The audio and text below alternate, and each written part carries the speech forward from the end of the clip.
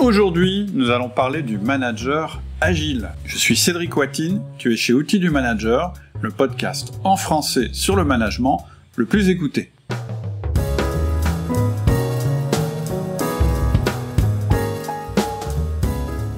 Alors l'agilité, c'est un concept dont tu as forcément entendu parler.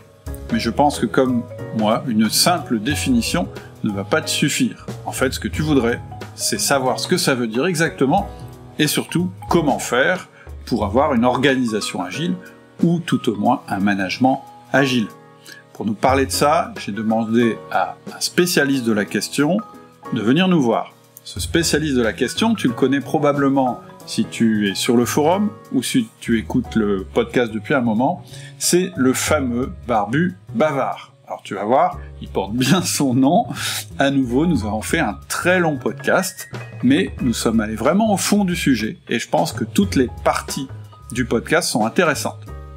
On va commencer par trouver la définition de l'agilité, parce que c'est pas évident. Agilité, c'est un mot du langage commun, et donc il faut définir ce que ça veut dire exactement qu'être agile. Ensuite, on verra comment ne pas confondre agilité et agitation. Ensuite, on verra ce qu'est une entreprise agile. Ensuite, on verra ce qu'est un manager agile. Et enfin, on terminera en faisant un lien entre outils du manager et la pratique du management agile. Et on te donnera des ressources pour pratiquer un management agile. Je te laisse donc avec notre conversation avec Barbu Bavard et je te donne rendez-vous sur le forum pour en discuter. Bonjour Damien, comment vas-tu ? Bonjour Cédric, ça va très bien. Je suis très heureux de revenir pour une deuxième tournée. Ah bah oui, en plus c'était demandé quand même pas mal, je sais pas si tu as vu sur le forum, tu étais assez demandé. Donc, écoute, ça m'a fait plaisir, j'étais très surpris au premier passage, j'ai eu plein de gens qui m'ont fait des petits coucous, t'as une grosse audience, y compris dans mes copains, c'était très rigolo. J'avais pas particulièrement dit que je passais, et du coup j'ai plein de gens qui m'ont envoyé des petits messages en me disant « Ah, je t'ai entendu chez Cédric Watine », etc. C'était rigolo. Et puis on m'a dit que voilà, que ton pseudo de Barbu Bavard convenait parfaitement, puisque je pense que tu as toujours le record. Faudrait que je regarde, mais je pense que tu as toujours le record du podcast le plus long. On verra ce que ça donne aujourd'hui. J'ai écouté récemment Glendale, il avait l'air d'être pas mal aussi. Ouais. Ah oui, peut-être. Ouais, peut-être. Je sais pas, moi je pense que tu as encore le record, mais il faudra que je regarde. On va pas faire un concours, mais bon. Non, on va surtout essayer de faire des choses intéressantes. Donc le sujet, tu m'avais proposé d'ailleurs d'intervenir sur ce sujet-là parce que c'est un sujet qui te passionne apparemment, c'est l'agilité. Et donc c'est de ça qu'on va parler. Donc évidemment, on a tous notre petite idée sur le sujet. Moi, je me suis contenté pour l'instant de prendre une définition que j'ai trouvée sur le web et qui dit qu'une entreprise agile, c'est une entreprise qui est capable de s'adapter rapidement à des changements inattendus de son environnement en conservant une continuité stratégique, opérationnelle et humaine. Voilà. et il est précisé que dans cette définition, la continuité est importante car elle permet de ne pas confondre agilité et réactivité. Voilà. Oui, donc, c'est important. Effectivement, moi je dis toujours, j'ai piqué l'expression d'ailleurs à un client qui disait moi, ce qui m'intéresse, c'est l'agilité, pas l'agitation. Oui, d'accord. Oui, ok, je comprends, tout à fait.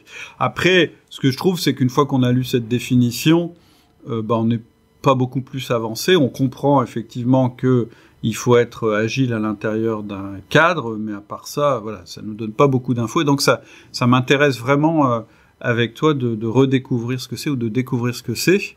Et la première question qu'on pourrait se poser, c'est est-ce que ce serait-il pas un truc d'informaticien à la base, la méthode agile ? Ah, alors, je vais répondre à cette question. Juste avant, je vais rembobiner sur la définition parce que tu as signalé quelque chose qui est important. Ouais. C'est que, il n'y a pas une définition qui fait autorité. Il y en a, tout le monde y va de sa petite définition et alors elle tourne plus ou moins autour des mêmes choses, mais on voit bien que le concept est pas très bien défini. On y reviendra après parce que je crois qu'un des problèmes de la définition, c'est qu'on ne sait pas très bien si on décrit ses effets ou ce qui permet de l'obtenir. Mmh. Donc, suivant qu'on s'adresse à à quelqu'un qui cherche à comprendre ce qu'il faut faire pour être agile ou quelqu'un qui cherche à définir à quoi on reconnaît une entreprise agile, on ne va pas s'intéresser exactement aux mêmes choses. Et du coup, on a des définitions qui sont un peu ambiguës. La deuxième chose, c'est que par ailleurs, c'est quand même un mot du vocabulaire courant. Oui. Qui a été réapproprié, et du coup ça va me permettre de répondre au sujet des informaticiens. C'est un vocabulaire classique, traditionnel, c'est un mot du langage courant, agile. On parle souvent de agile comme un chat, et ça a été, c'est devenu un vocable d'entreprise au milieu des années 2000 par l'irruption dans les services informatiques des méthodes agiles pour le développement de logiciels. Ce qui a pu laisser croire à plein de gens que l'agilité, c'était un truc d'informaticien. En fait, au sens où on l'entend dans cette interview-là, dans cette rencontre, on va discuter des entreprises agiles et de l'agilité d'entreprise et de l'agilité du management. Oui. Je parle pas des exercices qui consistent à faire sauter les chiens par-dessus des barrières, tu vois, c'est pour montrer à quel point l'agilité c'est un truc qui peut parler de plein de choses très différentes. Mais quand on parle donc de la capacité d'adaptation des entreprises, le choix du mot agile, il vient en fait d'un travail de la marine américaine dans les années 90. Qui a le département de la défense a organisé une étude qui avait été commanditée par je crois que c'était la Chambre des représentants américaine à l'époque, qui s'inquiétait, qui s'alarmait du fait que de plus en plus dans leurs appels d'offres militaires, les sous-missionnaires américains perdaient les appels d'offres au profit de concurrents étrangers et notamment asiatiques. D'accord. Et donc, il y a eu tout un travail qui a été missionné avec des industriels américains, des universitaires, et piloté par des représentants, enfin des députés, et qui a donné lieu en 91 à la publication d'un rapport qui s'appelait « Rapport pour la compétitivité industrielle au XXIe siècle », le rapport Nagel et Dove, et c'est un truc qui fait à l'origine 56 pages et il emploie 168 fois le mot agile. D'accord. Et donc c'est lui qui introduit cette idée que dans un environnement aujourd'hui qui évolue de plus en plus vite, ce qui devient critique pour l'industrie manufacturière, donc au départ on parle vraiment d'industrie lourde, d'industrie de la navale, ça devient la vitesse d'adaptation au changement, la capacité à tirer parti des turbulences du marché pour prendre l'avantage sur ses concurrents, en disant à chaque fois que le marché est bousculé par une nouvelle technologie, par une nouvelle réglementation, etc., ça rebat les cartes de la concurrence et ça donne la capacité à ceux qui sont les plus rapides de reprendre un avantage sur les autres. D'accord. Et ça a donné lieu ensuite, en 93, à un bouquin, un des co-auteurs du bouquin, avec deux autres chercheurs de je ne sais plus quelle université, a écrit un livre qui s'appelait...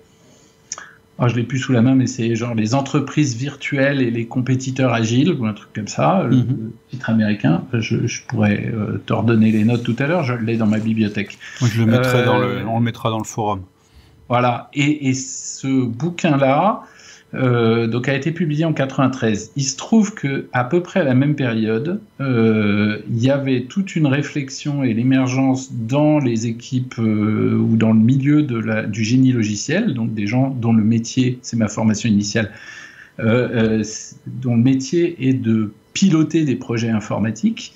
Il y avait toute une réflexion qui avait démarré fin des années 70, d'ailleurs de façon assez marrante, aussi pilotée par le ministère de la Défense américain qui avait organisé une conférence sur la crise du logiciel, en disant on a de plus en plus... L'informatique devient une ressource de plus en plus stratégique, or on est incapable de mener à bien des projets informatiques corrects en respectant les budgets, les délais, et ça devient un problème stratégique.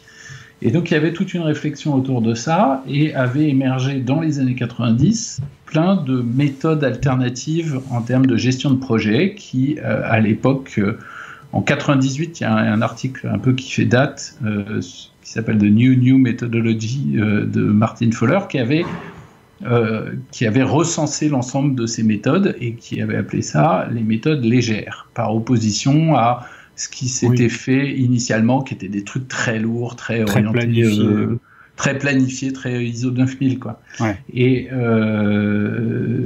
donc en 2001, en marge d'une conférence, il y a le même Martin Fowler qui a proposé de réunir les tenants des différentes méthodes pour voir si on pouvait faire émerger une méthode commune. Ils n'ont pas réussi à se mettre d'accord sur une méthode commune. En revanche, ils se sont mis d'accord sur un certain nombre de principes communs qui leur semblaient essentiels sur la manière de piloter des projets. Et il y en a un dans le groupe, un gars qui s'appelle Mike Biddle, qui a dit, au fait, est-ce qu'on ne pourrait pas changer de nom ? Parce que méthode légère, ça fait un peu cheap. Et donc, il lisait ce bouquin et il a proposé méthode agile. Et du coup, les méthodes, en l'occurrence, alors il y en a plein différentes, celle qui aujourd'hui est la plus connue s'appelle Scrum, se sont du coup rebaptisées collectivement méthode agile, ce qui au passage permet de juste de signaler, parce que de temps en temps on me dit ici on fait la méthode agile, donc ça veut juste rien dire, puisque agile c'est un adjectif, l'agilité c'est une qualité et c'est pas une méthode. Donc il y a des méthodes de développement de logiciels qui se veulent agiles, qui se revendiquent comme agiles. C'est une de leurs qualités. C'est pas en soi une définition d'une méthode. Et c'est bien tout le sujet. On va revenir tout à l'heure sur qu'est-ce que ça veut dire être agile. Et le fait de savoir à quoi on peut l'observer ou qu'est-ce qui permet de dire qu'on est agile ne se traduit pas directement dans qu'est-ce qu'il faut changer pour l'être. D'accord. Et donc, bref, toujours est-il que les méthodes, elles ont eu vachement de succès dans les services informatiques. Nous, aujourd'hui, dans ma boîte, on est vraiment des spécialistes. Moi, j'ai démarré justement, d'ailleurs, pas dans l'agilité. J'ai démarré avec quelque chose qui s'appelait Extreme Programming en 2001. Et ça n'est qu'en 2006 qu'on a commencé à dire que ce qu'on faisait, c'était de l'agile. Tu vois, la revendication, elle est venue après. Et qu'est-ce que je voulais dire ? Oui, du coup, c'est là que le truc a pris et est devenu connu dans les entreprises. Et du coup, on a tendance à penser que l'agilité vient de l'informatique. Mais en fait, le concept d'agilité s'est répandu au travers de la démonstration qu'en ont fait les méthodes agiles dans les services informatiques. Mais le concept central, cette idée de s'adapter au changement, de tirer parti du changement pour en faire un avantage compétitif, c'est quelque chose qui est plus ancien et qui est antérieur à ces méthodes. Et alors, tu disais tout à l'heure, parce que tout de suite j'ai une question... par rapport au lean management, puisque tu disais que c'était parti d'une comparaison entre, je dirais, la manière de faire des Américains et la manière de faire des Asiatiques à un moment. Et est-ce que du coup ça a un rapport avec les méthodes du lean management qui elles aussi ont été, je dirais, à la base adoptées par les Américains sous l'influence du marché asiatique ou plutôt qui se sont inspirés des pratiques asiatiques? Est-ce qu'il y a un rapport entre le lean et l'agilité ? Alors, la réponse à cette question, elle est extrêmement complexe ou multiple, mais de façon simple, on va dire oui. Ensuite, je vais essayer d'expliquer un petit peu. Donc, oui, au sens où, d'une part, tu l'as tout de suite repéré, les deux... la caractérisation du lean qui est un tout petit peu plus ancienne que la caractérisation de la logique d'agilité part du même point de départ qui est l'espèce de complexe d'infériorité de l'industrie américaine par rapport à l'industrie japonaise en particulier, asiatique en général. L'industrie automobile pour le lean et l'industrie de défense pour l'agilité. Et du coup, évidemment, en observant et en réfléchissant et en essayant de modéliser, on va retrouver dans la pensée lean, alors je mets énormément de précautions là-dessus, parce que, typiquement, Toyota ne dit pas qu'ils font du lean, ils font du Toyota. Oui. Et le lean, c'est quand même une espèce de reconstruction intellectuelle par le MIT, le Massachusetts Institute of Technology, à partir, tu vois, c'est le typique business case d'école de commerce, c'est-à-dire je regarde ce que fait une entreprise qui a réussi et je dis ah bah tiens, c'est ça les recettes de leur succès. Et j'en fais un modèle. Et j'en fais un modèle. Donc, toutes les entreprises que j'ai rencontrées qui avaient quelque chose de très lean, justement, dont on pouvait constater, en fait, étaient plutôt parties de leur réalité terrain et avaient construit leur approche en s'inspirant des idées, mais n'avaient pas essayé de recopier le modèle. Mais bon, je connais pas mal le lean, mais je suis pas un expert. D'ailleurs, je pense que ça serait intéressant un jour que tu discutes avec Michael Ballet, qui pour le coup a fait un bouquin super sur le manager lean et puis plus récemment sur la stratégie lean. D'accord. Mais donc, pardon, je m'égare, je reviens. Il y a un point de départ qui est commun. Au bout du bout, quand on va venir sur qu'est-ce qu'il faut mettre en œuvre ou comment on construit l'agilité de l'entreprise, on va retrouver énormément d'éléments de pensée qui sont très proches, voire qui sont complètement les mêmes.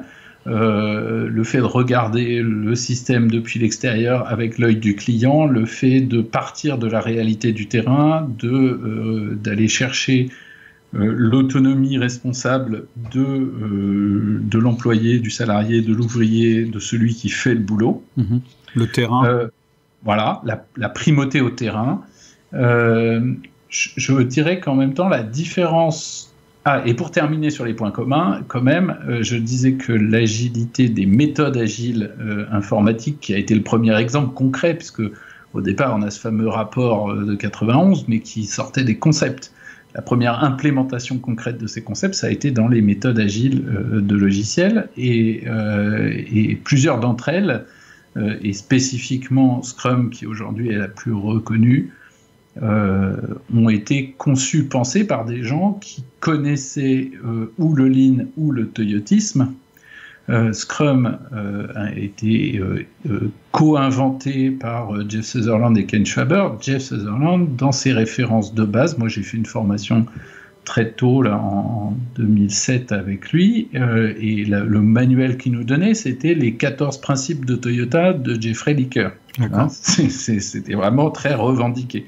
Quant à Extreme Programming, ça a été inventé chez Chrysler, et comme une espèce de logique de transposition dans la chaîne de production de logiciels des raisonnements qu'on avait sur la chaîne de production des voitures. D'accord. Donc oui, clairement, il y a un ADN qui est très très semblable aux deux. Je dirais que le point focal est sans doute un peu différent, puisque le point focal de la pensée Lean, c'est celui de la valeur ajoutée, et de tendre vers un flux continu de valeur ajoutée du client au client, et donc d'aller regarder tout ce que fait l'entreprise et de voir comment on peut tendre, plus exactement, parce que c'est jamais possible d'y arriver, tendre vers 100% de notre action qui est au service de quelque chose qui a de la valeur pour le client. Le point focal de l'agilité est beaucoup plus autour du rapport au temps et de la vitesse d'adaptation à l'environnement et notamment à la concurrence. Donc, on peut arriver, et moi c'est en général ce que j'essaye d'amener quand on travaille avec des entreprises, c'est de dire il ne faut pas opposer les deux, et il faut arriver à redéfinir effectivement la valeur qu'on apporte au client en intégrant le facteur temps dedans, de façon à ne pas opposer d'un côté quelque chose qui serait une recherche d'excellence opérationnelle avec de l'autre côté quelque chose qui serait une recherche de vitesse. Parce que si la vitesse devient synonyme de méqualité, personne ne sera gagnant au bout. Si la recherche de qualité d'excellence opérationnelle devient synonyme d'extrême lenteur, on sera mort.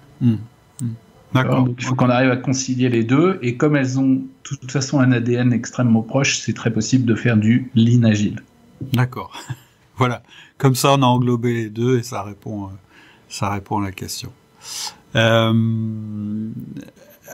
est-ce que le lean, ça s'applique à tout? Tu vois, moi, l'agilité s'applique à tout. Tu vois, par exemple, pour moi, c'est vraiment une découverte que ça se soit fait dans ce sens-là. Je croyais vraiment que les méthodes agiles provenaient du logiciel parce que, par essence, c'est peut-être plus facile dans ce domaine-là de reconsidérer ses processus, de se réorienter beaucoup plus que dans les industries lourdes, où là, par exemple, on a des investissements, des process, etc., qui peuvent paraître plus compliqués à adapter. Alors, en fait, je crois que tu touches un truc. Moi, c'est une de mes convictions, qui est que, effectivement, ce que je disais, c'est que l'agilité, elle a pris corps dans les services informatiques, même si le concept précède. Probablement, effectivement, parce que on réunit deux choses pour avoir pas mal bourlingué dans les entreprises. Je crois que dans le métier du logiciel, on a eu une chance énorme, c'est que à la fois on est dans l'immatériel et en même temps on est dans le concret. Ouais. J'ai été très frappé quand, donc moi, avant d'opérer dans le champ de l'agilité, autrefois je travaillais dans l'agroalimentaire à faire de l'informatisation sur des chaînes de production, donc je connaissais bien le versant industriel. Et il y a quelques années, j'ai été amené à travailler avec des équipes, inversement, de fonctions sièges dans des grands groupes, tu vois, direction juridique, direction de la communication, etc. Et j'étais très frappé de réaliser à quel point, en fait, on pouvait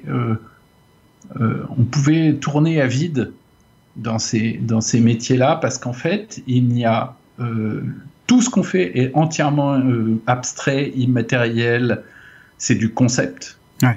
La communication, etc. Et le marketing, et je suis pas en train de dire que c'est du bullshit, mais que du coup, les boucles de feedback qui te permettent de constater si ce que tu penses marche ou pas, elles sont difficiles à avoir et elles sont longues.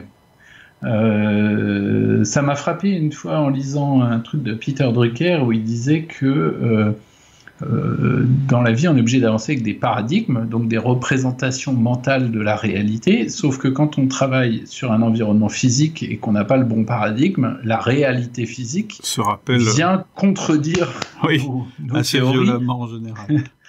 Et il disait, dans les sciences de gestion, le modèle mental, il est auto-prédictif, c'est-à-dire que si on pense que les gens...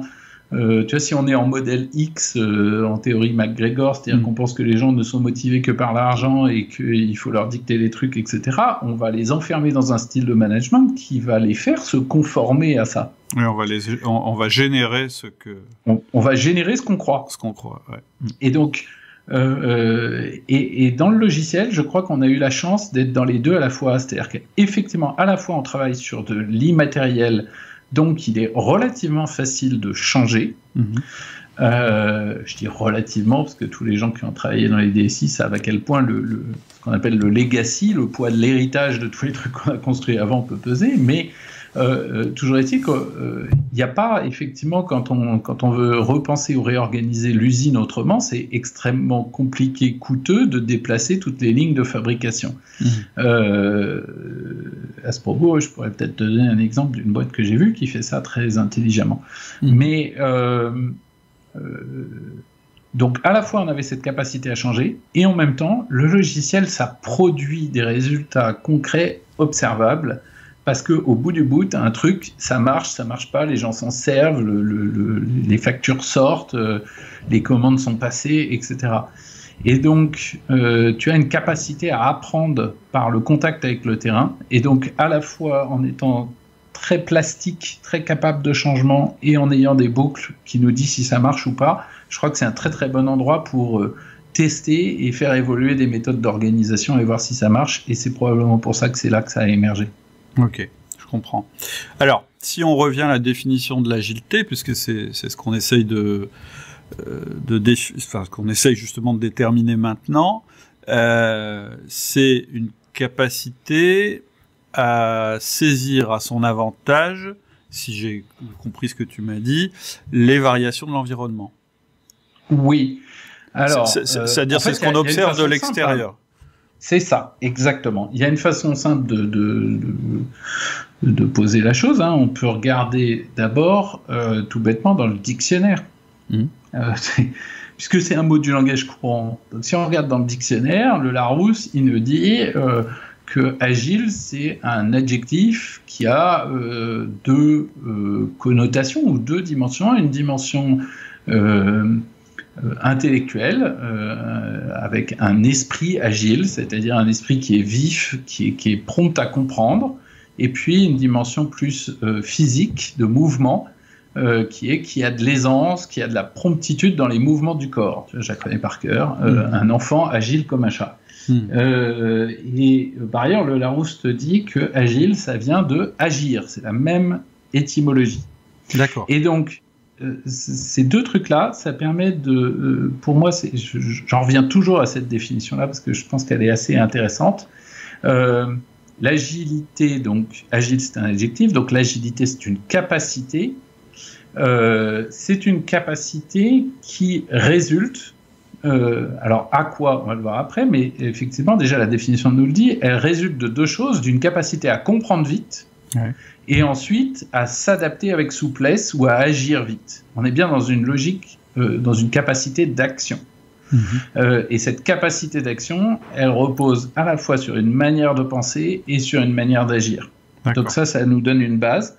Et effectivement, la deuxième dimension, c'est une capacité à quoi? Eh bien, à s'adapter. Oui, mais en fait, tu l'as dit, c'est à l'extérieur qu'on le voit. Donc, en fait, c'est à s'adapter à un environnement changeant. Et ça, c'est très important parce que ça veut dire qu'il n'y a pas de mesure absolue de l'agilité. Une des grandes questions moi, qu'on me pose tout le temps, c'est de dire mais comment est-ce que je sais si mon entreprise est assez agile ou est-ce que ma boîte est agile ou nous on est agile, non, etc. Et comment ça se mesure? Ça se mesure qu'en sortie. Donc déjà c'est le truc important, c'est que c'est un peu comme la rentabilité. Si tu veux, tu peux regarder si ton entreprise est rentable. À la fin, une fois que c'est fait. Mais une fois que tu as décidé que tu veux être plus rentable, t'as rien dit. Il faut encore savoir sur quoi tu vas travailler. Et puis la deuxième chose, c'est que est-ce qu'elle est rentable ton entreprise? Alors il y a une valeur absolue, c'est est-ce qu'elle gagne de l'argent ou pas?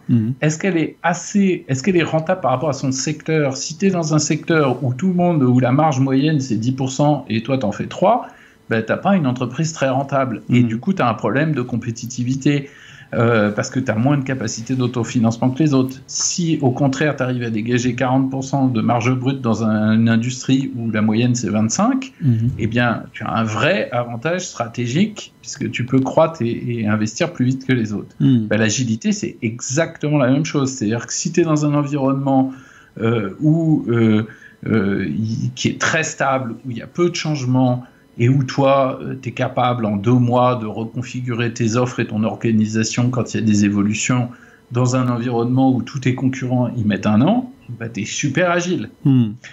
Avec cette même durée du 2 mois, si tu es dans un environnement où tous tes concurrents ils sont capables de s'adapter en 2 semaines, tu es juste out en termes de compétitivité. Donc c'est une vraie capacité compétitive et donc entièrement relative aux autres. Et donc, ça veut dire aussi que quand le marché évolue, tu pouvais avoir une agilité suffisante et d'un seul coup, tu peux te retrouver très mis en défaut. Oui. D'ailleurs, je pense que c'est pour ça que l'accent est si fort mis sur les concurrents dans la philosophie agile, puisque c'est un peu eux qui définissent le marché. Si tu as des concurrents qui font évoluer le marché très vite, tu as intérêt à toi aussi être capable de réagir très très vite. Alors, c'est essentiellement les concurrents. Ça peut, dans une certaine mesure, et c'est une manière de réconcilier l'agile et le lean, être tes clients, ou en tout cas, tu peux réévaluer l'agilité relative à tes concurrents au travers de tes concurrents, c'est-à-dire que au travers de tes clients, c'est-à-dire que à partir du moment où tu as un concurrent qui émerge et qui crée des nouvelles offres, il peut repositionner le standard des attentes de tes clients. Et donc ton enjeu à toi devient de continuer à être capable d'être performant pour tes clients. Tu vois ce que je veux dire? Et donc si tu le regardes finalement que tu es un concurrent qui fasse des trucs, s'il est sur un segment de marché différent de toi, ou si toi tu as quand même ta proposition de valeur qui est propre et qui continue de séduire tes clients, le sujet c'est pas de travailler par imitation de ses concurrents, c'est bien d'être centré sur ses clients. Il n'empêche qu'effectivement, les concurrents qui évoluent, ça peut repositionner les attentes de tes clients. Et c'est ça le sujet. C'est à quelle vitesse tu es capable de t'adapter pour continuer. Et puis, tu peux avoir des attentes des clients qui évoluent parce qu'il y a des évolutions environnementales dans leur propre environnement. C'est-à-dire qu'eux-mêmes ont des concurrents où ils ont un environnement réglementaire, etc., etc. Et donc, même si toi, tes concurrents n'évoluent pas, quand tes clients, eux, ont des nouveaux besoins, des nouvelles contraintes, bah, tu as une opportunité de reprendre des parts de marché en ayant mieux ou plus vite que les autres anticipé ces changements-là. Et juste pour reboucler, ça nous renvoie à cette histoire de définition sur comprendre vite et agir vite, parce que c'est la combinaison des deux. Tu peux avoir compris plus vite que les autres qu'il y avait un nouveau changement qui était à l'œuvre et qu'il allait falloir faire évoluer ton offre ou tes processus, et puis être très lent dans l'exécution. Ou alors, tu peux avoir compris un peu plus tard en ayant vu les autres bouger, mais en étant capable de bouger très vite et mieux que les autres, ben, reprendre l'avance. Reprendre la main. Et puis, il y a un autre aspect aussi, c'est que on sent bien dans ta définition que le fondement, c'est effectivement de s'adapter très très vite, puisqu'il y a la notion de rapidité, etc. Mais moi, tout de suite, quand on me dit ça, je me dis oui, il faut faire attention de ne pas se perdre non plus, et il faut être capable de revoir éventuellement son cap. Mais quand même, l'agilité, je suppose que ça se fait à l'intérieur d'un cadre, c'est-à-dire selon le cap qu'a pris l'entreprise. S'adapter en permanence, ça peut aussi vouloir dire être complètement perdu. Donc il y a aussi la notion, je pense, d'horizon. Oui, alors moi j'avais tenté il y a quelques années de poser ma propre définition, c'était en 2013, et j'avais posé ça comme ça, j'avais dit c'est la capacité de s'adapter vite, sans stress et en conservant son identité. Alors c'était assez maladroit encore comme définition, mais effectivement il y avait cette idée de différence entre l'agilité et la réactivité. C'est-à-dire que si à un moment tu fais bouchon sur la rivière et que tu te fais balloter par l'environnement et les concurrents, bah, tu perds tout sens à ce que tu fais. Donc la question d'agilité, c'est comment je continue d'opérer ce qui est ma proposition de valeur, ou en tout cas peut-être que ma proposition de valeur peut évoluer, mais ce qui est mon métier, ma mission ou mon offre, en l'adaptant à un environnement et à un contexte changeant. Oui. J'ai un exemple d'ailleurs à propos de cette adaptation qui est un truc que je suis en train de me demander si je me tends pas un bâton pour me faire battre en faisant ça. Il y a peut-être des auditeurs beaucoup plus experts du sujet que moi qui vont m'engueuler, mais en tout cas dans mon interprétation, j'ai un exemple comme ça, c'est celui d'une entreprise qu'on connaît bien qui à la fin des années 2000 opérait sur un marché très régulé entre des concurrents qu'elle connaît bien, qui est donc sur le marché du transport de passagers et où sur les lignes entre les grandes villes, on a le sujet du train ou des différentes compagnies aériennes. Et donc cette entreprise, c'est la SNCF. Alors je dis ça pas de l'intérieur, hein, c'est vraiment ma vision complètement extérieure, et peut-être que ça s'est pas passé comme ça, mais j'ai l'impression que vu de l'extérieur, la SNCF a découvert d'un seul coup, quasiment en 2011, l'arrivée de Blablacar, qui à ce moment-là faisait l'équivalent de 500 TGV par mois. Et qui croissait à 170% par an. Donc c'est un truc ultra brutal. D'un coup, tu as ton marché tu pensais que tu te bataillais avec les compagnies aériennes, et d'un seul coup, tu batailles avec des covoitureurs. Et du coup, en 2013, Guillaume Pépi a commencé à parler et à dire que Blablacar était un nouveau concurrent, et ils ont lancé l'offre Ouigo à l'époque. Donc, il y a une problématique, on voit là, typiquement, ils ont mis 2 ans à adapter leur offre pour être capable de répondre et d'être compétitif en termes de prix face à Blablacar. Mais je parlais tout à l'heure de comprendre vite et agir vite. En fait, Blablacar, avant ça, c'était covoiturage.fr, et covoiturage.fr, c'est né en 2004. Et donc, Bon, alors Frédéric Mazzella, je crois, il l'a racheté en 2006. Et c'était au départ un truc associatif. Mais en tout cas, à partir de 2006, c'était une entreprise qui a levé des fonds, qui se développaient à toute vitesse, et ils ne sont pas arrivés comme ça du jour au lendemain de 0 à l'équivalent en nombre de passagers de 500 TGV par mois. Mais qu'est-ce qu'il y a? C'est que si tu considères que ton métier, c'est d'opérer des trains, et c'est logique pour la SNCF, son métier, c'était d'opérer des trains entre des villes, du coup, elle était sur un marché où elle avait une ouverture un jour à la concurrence du trafic de passagers, mais qui était encore assez lointaine, et elle ne considérait pas tellement la voiture comme un concurrent.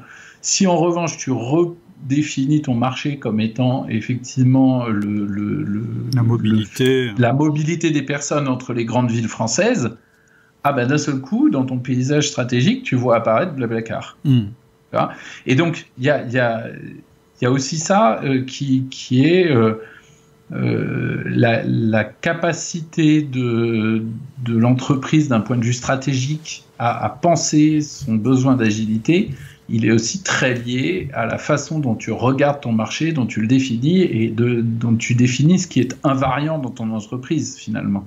Tout à fait. Et ça, malheureusement, c'est pas évident. C'est que quand ça devient bousculé, que tu te rends compte que tu avais un prisme peut-être un peu trop étroit et que tu n'avais pas repéré tel ou tel concurrent. Tout à fait. Ok. Qu'est-ce qui fait l'agilité de l'entreprise? C'est-à-dire comment elle se construit? C'est quoi les clés? Alors tu viens là à travers un exemple d'en donner une, mais si on devait un peu essayer de modéliser la chose. Alors, je vais faire un gros détour, si tu me permets. Oui, avec plaisir. On parlait de mobilité, donc. Oui. Je vais faire un gros détour. Le sujet pour moi derrière l'agilité, c'est celui de la situation dans laquelle on se trouve au moment de prendre des décisions. Ou une autre façon de le dire, c'est qu'est-ce qui va faire que l'entreprise va réussir. Ce qui va faire que l'entreprise va réussir, je pense que de façon assez invariante, on peut dire c'est un espèce de couple entre sa pertinence et son efficacité. C'est-à-dire, ou dit autrement, sa vision et son exécution. Est-ce que j'ai la bonne offre et est-ce que je sais l'exécuter avec une bonne qualité, un bon prix, etc. Dans un environnement extrêmement stable, une fois qu'on a validé la pertinence, eh bien, on travaille ensuite sur l'amélioration de l'efficacité et ça donne des stratégies qui sont souvent d'ailleurs des stratégies de massification parce qu'on va améliorer l'efficacité par les économies d'échelle, par la mutualisation, par les process établis, par l'effet de levier qu'on a sur les négociations avec les parties prenantes externes, les fournisseurs, etc. Et ou avec des démarches type flux et coûts tirés. Dans un environnement qui est extrêmement changeant, finalement, ça veut dire que la pertinence est remise en cause très souvent et du coup, ça donne une prime à la rapidité aux dépens de l'efficacité. C'est-à-dire qu'il vaut, c'était Drucker qui disait il n'y a rien de plus inutile que de faire efficacement quelque chose qui n'a pas besoin d'être fait. Donc effectivement, quand tu es dans un environnement très changeant, le sujet devient comment je sais que c'est ça qu'il faut faire. Et ça me ramène directement du coup sur les composantes, c'est comment est-ce que je vais augmenter ma capacité à être pertinent. Tout à l'heure, on parlait de l'épisode avec la SNCF. Plus généralement, dans le cycle d'une entreprise, il y a toute une partie, si on se met un peu dans le temps long, qui est de capter les besoins du marché, de comprendre, de décider sur lequel on va se positionner et ensuite d'agir pour mettre la boîte en œuvre. Et de mettre en adéquation notre offre, c'est-à-dire ce qu'on est capable de faire et les évolutions du marché. Par exemple, si je prends la SNCF, elle aurait pu décider que non, son expertise elle est dans le transport de voyageurs à l'aide de trains et finalement de collaborer avec des choses comme Blablacar en développant un logiciel de mobilité qui mixait le train, le Blablacar, etc. On n'est pas obligé de détruire son concurrent. En fait, la question, c'est de bien choisir ses combats. Oui, sur BFM, je fais un peu de pub au passage, sur BFM Business, dans les replays, il y a une émission que j'avais trouvée géniale qui s'appelle BFM Stratégie avec Xavier Fontanet. À un moment, j'avais un trou de mémoire. Xavier Fontanet, l'ancien président d'Essilor, et qui fait tout un cours sur la stratégie. Et il pose ça, il dit la stratégie, c'est l'art de bien vivre avec ses concurrents. Donc, on peut bien vivre avec ses concurrents en les exterminant ou, au contraire, en trouvant des moyens intelligents de ne pas être en opposition frontale. C'est ça. Bref. Mais toujours que, donc, classiquement, il y a cette idée qui était très linéaire, tu vois. Dans un environnement stable, ça pouvait être linéaire, c'est-à-dire on peut analyser, comprendre, faire une grande décision stratégique et l'appliquer. Dans un environnement super changeant, et plus il est changeant, plus c'est problématique. On a un vrai problème de rapport au temps. Souvent, quand je fais des interventions dans les boîtes, je prends un petit exemple avec un organigramme et je dis voilà, imaginons ici, on a Marlène qui est au contact du client et qui se rend compte que finalement, en discutant avec lui, il y a besoin de faire une évolution dans nos offres et c'est relativement simple. Sauf qu'en fait, ça nécessite de changer un truc dans notre barème ou dans notre packaging ou de faire un bundle ou autre chose du même genre, et Marlène n'a pas le pouvoir d'agir là-dessus, donc la seule chose qu'elle peut faire, c'est en parler à son chef. Et son chef, on va dire que c'est Paul à l'autre bout de l'organigramme qui est en capacité de faire, tu vois. Et son chef, il peut pas faire grand-chose. Il peut soit lui dire, écoute Marlène, on t'a pas demandé de nous dire où sont les forêts, on t'a demandé de couper du bois, et puis en gros, ta gueule. Soit éventuellement il en parle au chef, puis pareil, il en parle au chef, et puis il en parle au chef. Et puis ça arrive jusqu'au hiérarchique commun de Paul et Marlène, qui va dire oui ou il va dire non, et puis du coup s'il dit oui, il va dire au N+4 de Paul, il lui dit bon faites ça. Lequel gars va lui dire écoutez, on n'a pas le temps, machin truc, il va différer, ou voire il va foutre ça sous le tapis en disant ouais, je vais attendre sa prochaine demande, de toute façon il a une demande tous les 2 jours, ou alors il va le descendre à l'étage en dessous, puis ça cascade comme ça jusqu'à Paul qui soit va dire non mais vous vous rendez pas compte, c'est pas faisable, soit qui va le faire. Et ce qu'on voit là, c'est que pour que ça marche, il faut, c'est un gars qui s'appelle Ichaka Dizes qui avait modélisé ça, je trouve ça super intéressant, il faut qu'on réunisse 3 choses, il faut qu'on réunisse le I de l'information, de l'idée ou de l'influence de celui qui est au contact du besoin et qui sait ce qu'il faut faire, le P du pouvoir de Paul de faire, la capacité à faire concrètement, et le A du chef tout en haut qui autorise la chose. Et donc, dans le modèle d'Adiès, il appelle ça le CAPI, c'est-à-dire le Coalesced Authority, Power and Influence, c'est-à-dire que pour que l'action ait lieu et que l'entreprise s'adapte, il faut avoir réussi à réunir, Coalesced c'est la fusion, de l'information, de l'autorisation et de la capacité à faire. Et plus tu as une organisation qui est grande, étendue avec des niveaux hiérarchiques... Et en silo, ce que tu décris sont des silos. Exactement. Plus ça va être, extrêmement lent, parce qu'il faut franchir toutes les étapes, et surtout... moins ça a de chances d'aboutir, puisque si tu fais une espèce de petite loi binaire de quelles sont les chances que le chef de Marlène il franchisse, en disant que c'est une chance sur 2, puis une chance sur 2, puis une chance sur 2, à l'arrivée, tu as une chance sur 1000 que l'information est passée complètement d'un bout à l'autre. Donc, pour augmenter effectivement la capacité de l'entreprise à être pertinente en juste à temps, on va être obligé de rapprocher le CAPI. Ça veut dire qu'on va être obligé de décentraliser l'autorité, et ça veut dire qu'on va être obligé de rapprocher ceux qui font de ceux qui savent. Donc ça fait émerger des formes d'organisation très différentes, qui sont des organisations en cellules, avec des cellules qui sont très proches du marché. Or, ça pose un deuxième problème. C'est que ça devient très difficile de prendre une grande décision, d'une part, pour l'entreprise, et puis d'autre part, ça crée plein de risques. Ça crée essentiellement 3 risques: des problèmes de cohérence globale, des problèmes de cohésion et des problèmes de collision. Et du coup, effectivement, on a un essentiel qui est que si on veut augmenter l'agilité, il va falloir augmenter ce que j'appelle la porosité de l'entreprise, la capacité à faire circuler de l'information entre l'extérieur et l'intérieur et entre les fonctions à l'intérieur, et décentraliser la décision. Mais en même temps, il va falloir travailler, puis ça nous ramène du coup, cette longue introduction sur l'agilité, ça va nous ramener sur le rôle du management là-dedans, c'est que du coup, ça va nécessiter de faire évoluer le rôle de la structure ou du management, qui ne devient plus nécessairement un relais montant et descendant de l'information et de la décision, puisqu'on essaye de déporter l'information et la décision localement, mais qui devient un relais du sens, de la cohésion, de l'alignement, de la cohérence d'ensemble, de la prévention des collisions,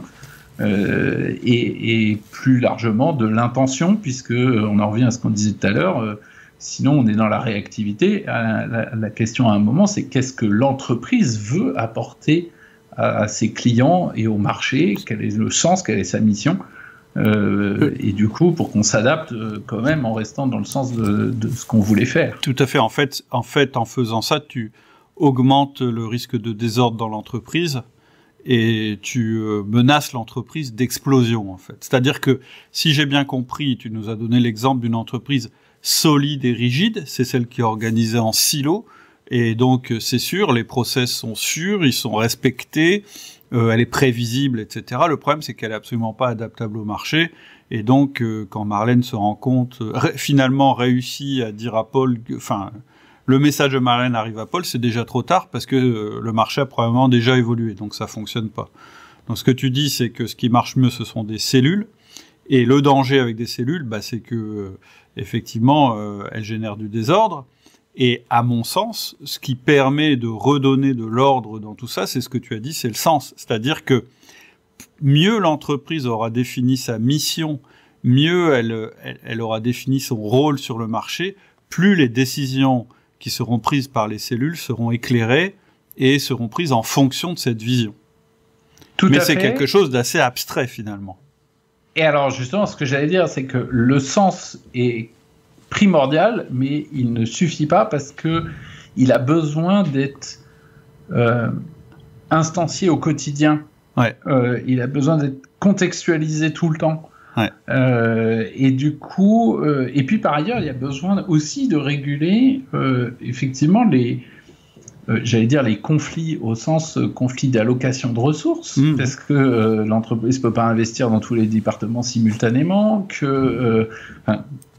que ça soit les salles de réunion, les budgets ou les postes en recrutement, il y a les initiatives de chaque cellule consomment ou créent. Typiquement, on peut tolérer plein de tout petits risques, on ne peut pas tolérer des tonnes de risques majeurs partout. Éventuellement, on peut en tolérer à un endroit qui est un peu risqué, où on sait qu'on fait un pari stratégique. Donc, il y a tout ce problème de régulation et d'équilibre du réseau de cellules, et qui, pour moi, devient du coup le rôle justement de la structure managériale et puis après on pourra discuter des fonctions support, mais qui devient, pour moi, qui redevient, parce que je pense que c'est quand même l'essence, qui redevient le rôle du management, qui est d'être en fait une force d'intégration. Mais simplement, on pousse un coin plus loin. Quand tu avais le manager d'une équipe, de toute façon, tu as des individus qui sont tous différents. Et si tu as une équipe riche et diversifiée et mobilisée, et tout le monde a des idées, et le manager devient la force d'intégration qui fait que la somme des individus fait une équipe. Eh bien, au niveau de l'échelle de l'entreprise, il faut arriver à repousser d'un cran ça pour que l'entreprise soit une entreprise et non pas un conglomérat de PME indépendantes qui se foutent sur la gueule ou qui se disputent les budgets, quoi. Alors, c'était ma question. Avant qu'on passe au rôle du manager, je voulais qu'on reste 2 secondes, 2 minutes sur l'entreprise. Parce qu'en fait, ce que tu décris quand tu décris les cellules, moi, naturellement, j'ai tendance à avoir une nébuleuse de PME. En me disant que finalement une grande entreprise, est-ce que ça peut pas être une nébuleuse de cellules qui elles-mêmes en fait sont des PME? Et donc la question qu'il y a là derrière, est-ce que une PME est pas naturellement agile? C'est-à-dire qu'à partir du moment où ton entreprise, alors on va prendre un chiffre un peu au pif, mais pas tant au pif que ça, c'est ton entreprise, on va dire c'est 25 personnes que tu connais toutes, que tu peux contacter rapidement, dont la plupart sont sur le terrain. Est-ce que finalement c'est pas ça la forme ultime de l'entreprise agile, qui est agile et qui fait de l'agilité comme sans s'en rendre compte en fait finalement? Alors c'est pas faux, c'est une croyance, en tout cas c'est une pensée qui est très présente, que je rencontre très souvent quand je discute avec des PME. Ils me disent oui, mais nous on est naturellement agile. Et si on regarde effectivement les facteurs qui sont favorisants de l'agilité, c'est-à-dire le fait de rapprocher celui qui décide de celui qui voit ce qu'il faut faire, de celui qui est en capacité de le faire, dans une petite structure, ils sont naturellement plus proches. Il y a souvent moins de formalisme et donc on est moins emprisonné dans des process un peu rigides et forcément tout le monde est un peu plus proche du client et comprend mieux ce qu'il souhaite, en tout cas on peut l'espérer. Et puis chaque PME a un scope limité et donc des problématiques moins complexes. On voit ça. Il y a des pays qui s'organisent très bien comme ça. Moi, je pense à l'Italie, par exemple, où en fait, tu as une espèce de nébuleuse, plein de petites entreprises, chacune avec des rôles, je dirais, définis et des secteurs définis. Et en fait, toi, quand tu t'adresses à un fournisseur italien, tu sais jamais qui finalement a fabriqué ce que tu vas avoir, mais finalement, tu as le produit que tu as demandé. C'est tout ce que tu demandes. Et tu te rends compte que derrière, et t'as parfois ça en Chine aussi, tu vois, t'as des modèles comme ça où finalement les cellules en fait sont des petites entreprises. Alors il faudrait que j'aille faire c'est une bonne idée, il faudrait que j'aille faire un voyage en Italie, ça sera me ferait du bien.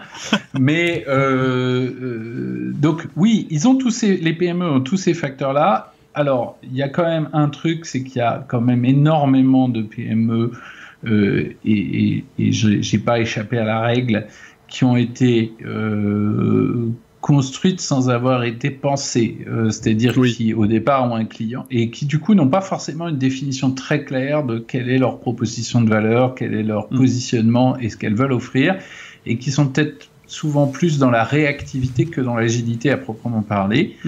La deuxième chose, c'est que ce qu'on disait tout à l'heure, c'est que l'agilité c'est relatif. Donc est-ce qu'une PME est naturellement plus agile qu'un grand groupe?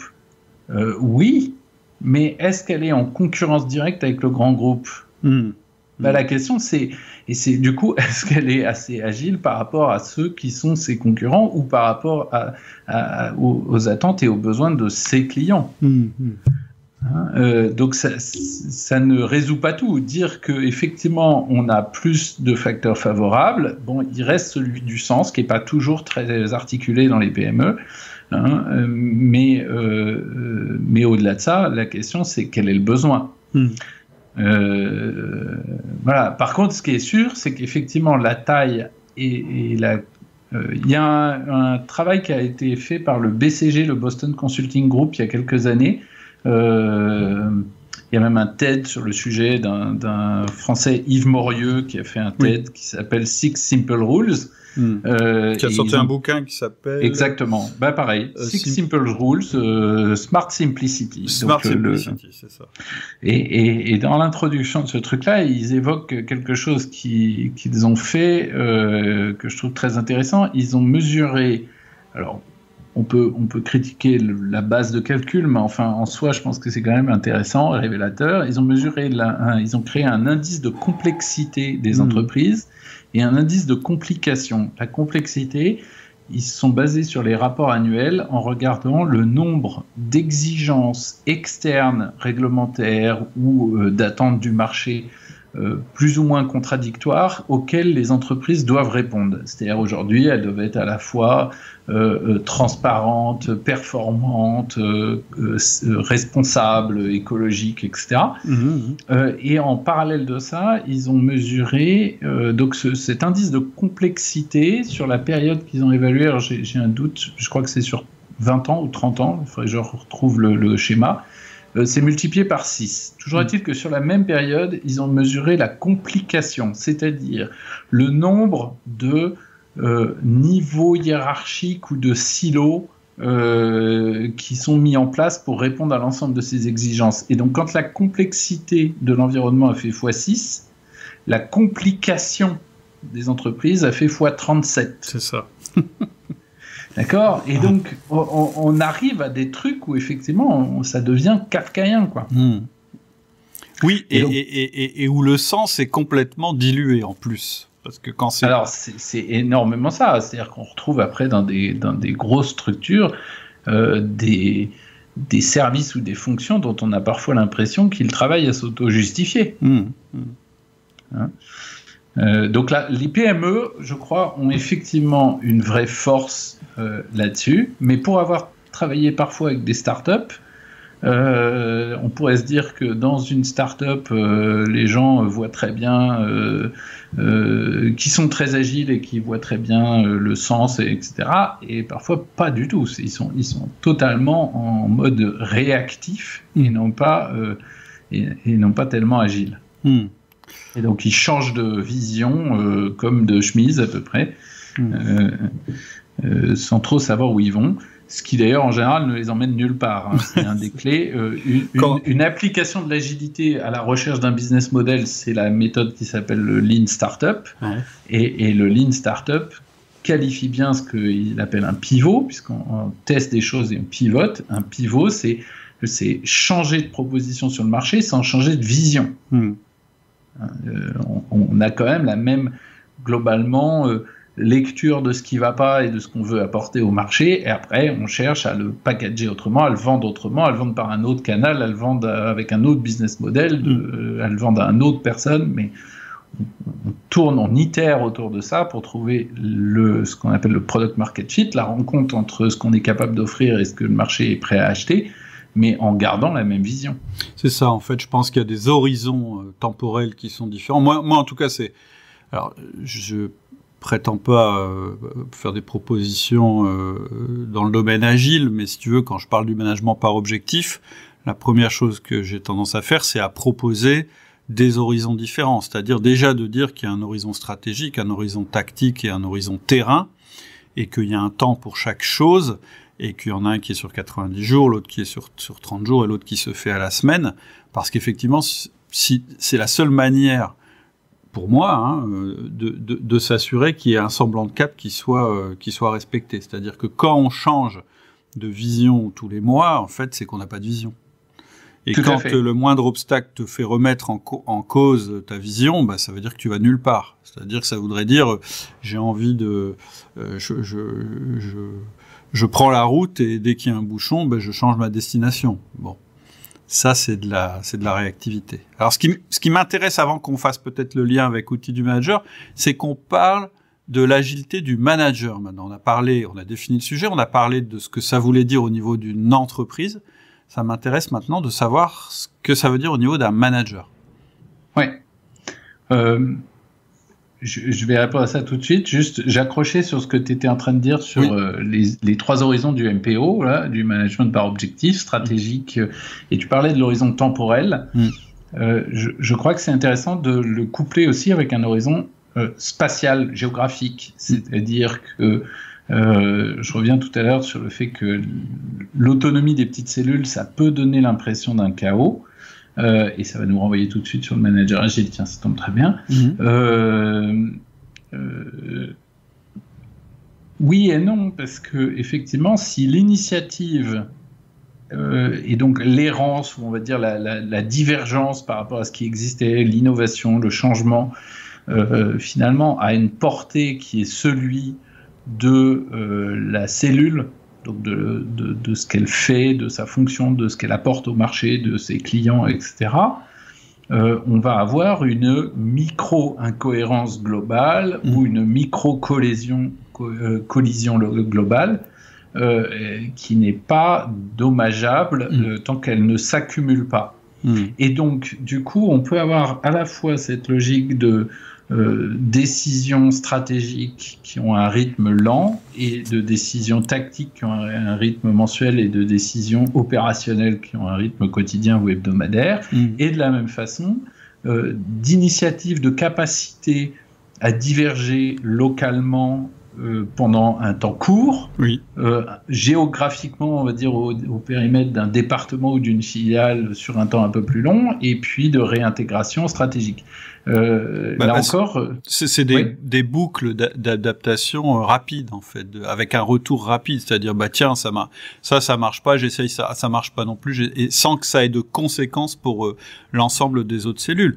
Ce que tu disais tout à l'heure, alors je me souviens plus de son prénom, mais de cette dame qui travaille au service client, et tout d'un coup elle se rend compte que... je l'avais appelée Marlène, je crois. Voilà, c'est Marlène. Si Marlène, elle se rend compte de ça une fois et qu'elle viole un petit peu le processus une fois pour que ça passe, c'est que le processus est pas mauvais. Si elle est obligée de violer le processus 15 fois par jour et qu'elle remonte en permanence le fait que ça fonctionne pas, là c'est un signal qui doit être écouté et qui peut induire des changements dans les processus de l'entreprise. C'est ça aussi que je voulais dire quand je disais, non seulement il y a l'horizon temporel, c'est-à-dire qu'on change pas de stratégie toutes les semaines, mais plutôt éventuellement tous les trimestres, il y a aussi la fréquence des collisions ou des obstacles qu'on rencontre qui peuvent nous amener à changer la stratégie en disant oui, mais ce problème-là, c'est toutes les semaines maintenant qu'on l'a. Donc, ça veut dire que le marché a évolué, donc ça veut dire que c'est à nous de nous adapter au marché.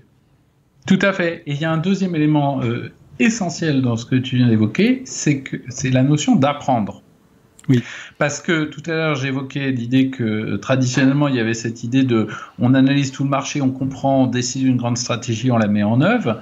Dans un environnement qui est très changeant, en fait, en général, qu'est-ce qui se passe? On va être dans une situation où on n'a pas toutes les infos, parce que ça change tellement vite que on ne sait pas tout. Et par ailleurs, d'ailleurs, le système s'adapte. Le Covid, c'est une période extraordinaire pour un agiliste comme moi, parce qu'on voit des exemples tous les jours de ce que nous on raconte sur le fait qu'on ne peut pas prédire ce que va faire un système complexe. Et donc tu dis tiens, on va mettre un couvre-feu à 21h pour éviter les soirées dans les bars, les gens font des soirées à 18h. Tu mets un couvre-feu à 18h, les gens font des binge apéros, des binge goûter ou je sais plus quoi. Tu dis tiens, on va fermer tous les commerces sauf les commerces alimentaires essentiels. Résultat, t'as le magasin de fringues qui se met à vendre des chips pour rester ouvert. Donc le système s'adapte en permanence et du coup il y a une espèce d'interaction, et donc ce qui était avant très linéaire dans un environnement qui pouvait être stable, alors c'est en fait une illusion, le monde n'a jamais été stable. La question, c'est la vitesse à laquelle il a changé. Ouais. Il y a un des gars de l'ESCP, Frédéric Ferry, lui, il propose une définition de l'agilité, il dit c'est la capacité des entreprises à s'adapter lorsque la vitesse du changement dépasse la capacité d'adaptation de leur industrie. Tu vois, ça dit bien ça, c'est-à-dire que la question, c'est d'un seul coup, quand les changements deviennent plus rapides que ce à quoi on avait l'habitude de s'adapter, et bien du coup, tout le cycle classique revient bousculer. Et donc, dans l'agilité, on a cette espèce de truc où au lieu d'être très linéaire, de capter, comprendre, décider, agir, et qu'on le faisait une fois pour toutes et pour toute la boîte, en fait, on en fait des micro-boucles locales permanentes. Et donc, on est en train en permanente de réévaluer ce qu'on fait versus ce qu'on a besoin de faire, et d'apprendre ce qu'il faut faire pour réussir. Ce que tu évoquais là à l'instant, c'est-à-dire qu'on est en train d'apprendre que ce processus finalement n'est plus adapté aux conditions de marché dans lesquelles on est aujourd'hui et qu'il faut le faire évoluer. Et donc ça me ramène sur le rôle du management. La question va être comment est-ce qu'on passe d'une adaptation permanente à une capacité à capitaliser sur ça et à apprendre et à faire une entreprise apprenante, évolutive, agile. Donc le rôle du management, je l'évoquais tout à l'heure, je me fais mes questions et mes réponses, mais oui, c'était la question initiale. En fait, je pense que le rôle du manager ne change pas, mais en tout cas, moi, tu le sais, j'ai super adoré outil du manager, parce que la vision du rôle du manager que tu proposes, pour moi, reste tout à fait pertinente dans une logique d'agilité. C'est-à-dire que j'évoquais tout à l'heure le fonctionnement en cellule, un truc qu'on utilise beaucoup dans les modélisations des agents autonomes comme ça, c'est les travaux qui ont été faits par un gars qui s'appelle Craig Reynolds dans les années 80 sur la modélisation des nuées des tourneaux. C'est un travail intéressant où il a fait des simulations informatiques de ce qui permet de modéliser une nuée des tourneaux, et ça a donné lieu après à des algorithmes qui ont permis, par exemple, dans le Roi Lion, je me souviens encore à l'époque des reportages sur le sujet, c'est la première fois qu'on avait des animations générées par des algorithmes qui permettaient de faire des mouvements de foule, en l'occurrence tous les gnous, à un moment des milliers de gnous là, qui se précipitent vers la falaise. Ils n'ont pas été animés un par un à la main, c'est un algorithme, celui qui modélise les nuées des tourneaux. Et donc cet algorithme, il a dit on arrive à modéliser les oiseaux en faisant deux choses, en leur disant, en leur mettant trois règles. Évite de te cogner dans tes voisins, va dans la même direction que la majorité des oiseaux autour de toi, et ne t'éloigne pas trop du cœur de la nuée, du barycentre de l'ensemble des oiseaux. Pour garder la cohérence. Et donc, effectivement, on garde la cohésion, la cohérence de direction, et on évite les chocs. Du coup, ce qu'on va avoir besoin de faire en tant que manager, c'est ça. On va avoir besoin de créer de l'alignement entre les personnes au sein de l'équipe et entre l'équipe et le reste de l'entreprise. Et ça reste vrai tout le temps. C'est une des fonctions du manager.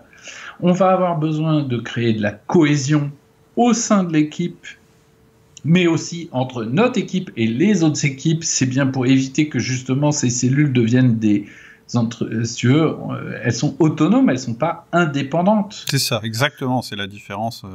Exactement, c'est-à-dire que ça ne devient pas des entités complètement des électrons libres.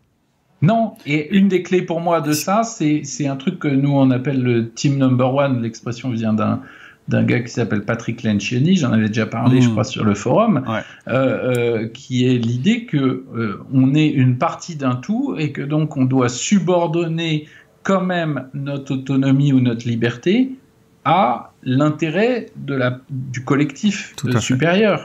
C'est-à-dire que peut-être qu'à un moment, nous, on aimerait mieux faire autre chose, mais on est bien au service de l'entreprise. Et pour savoir si on est au service de l'entreprise, on a besoin en permanence de se ramener, ce que tu expliques très bien dans plein de podcasts, notamment sur les objectifs, on a besoin en permanence de se ramener à la mission de l'entreprise ou à la mission de l'équipe ou de la cellule dans l'entreprise. À quoi on sert? Pourquoi on existe, nous? Pourquoi est-ce qu'on a besoin d'un service comptable?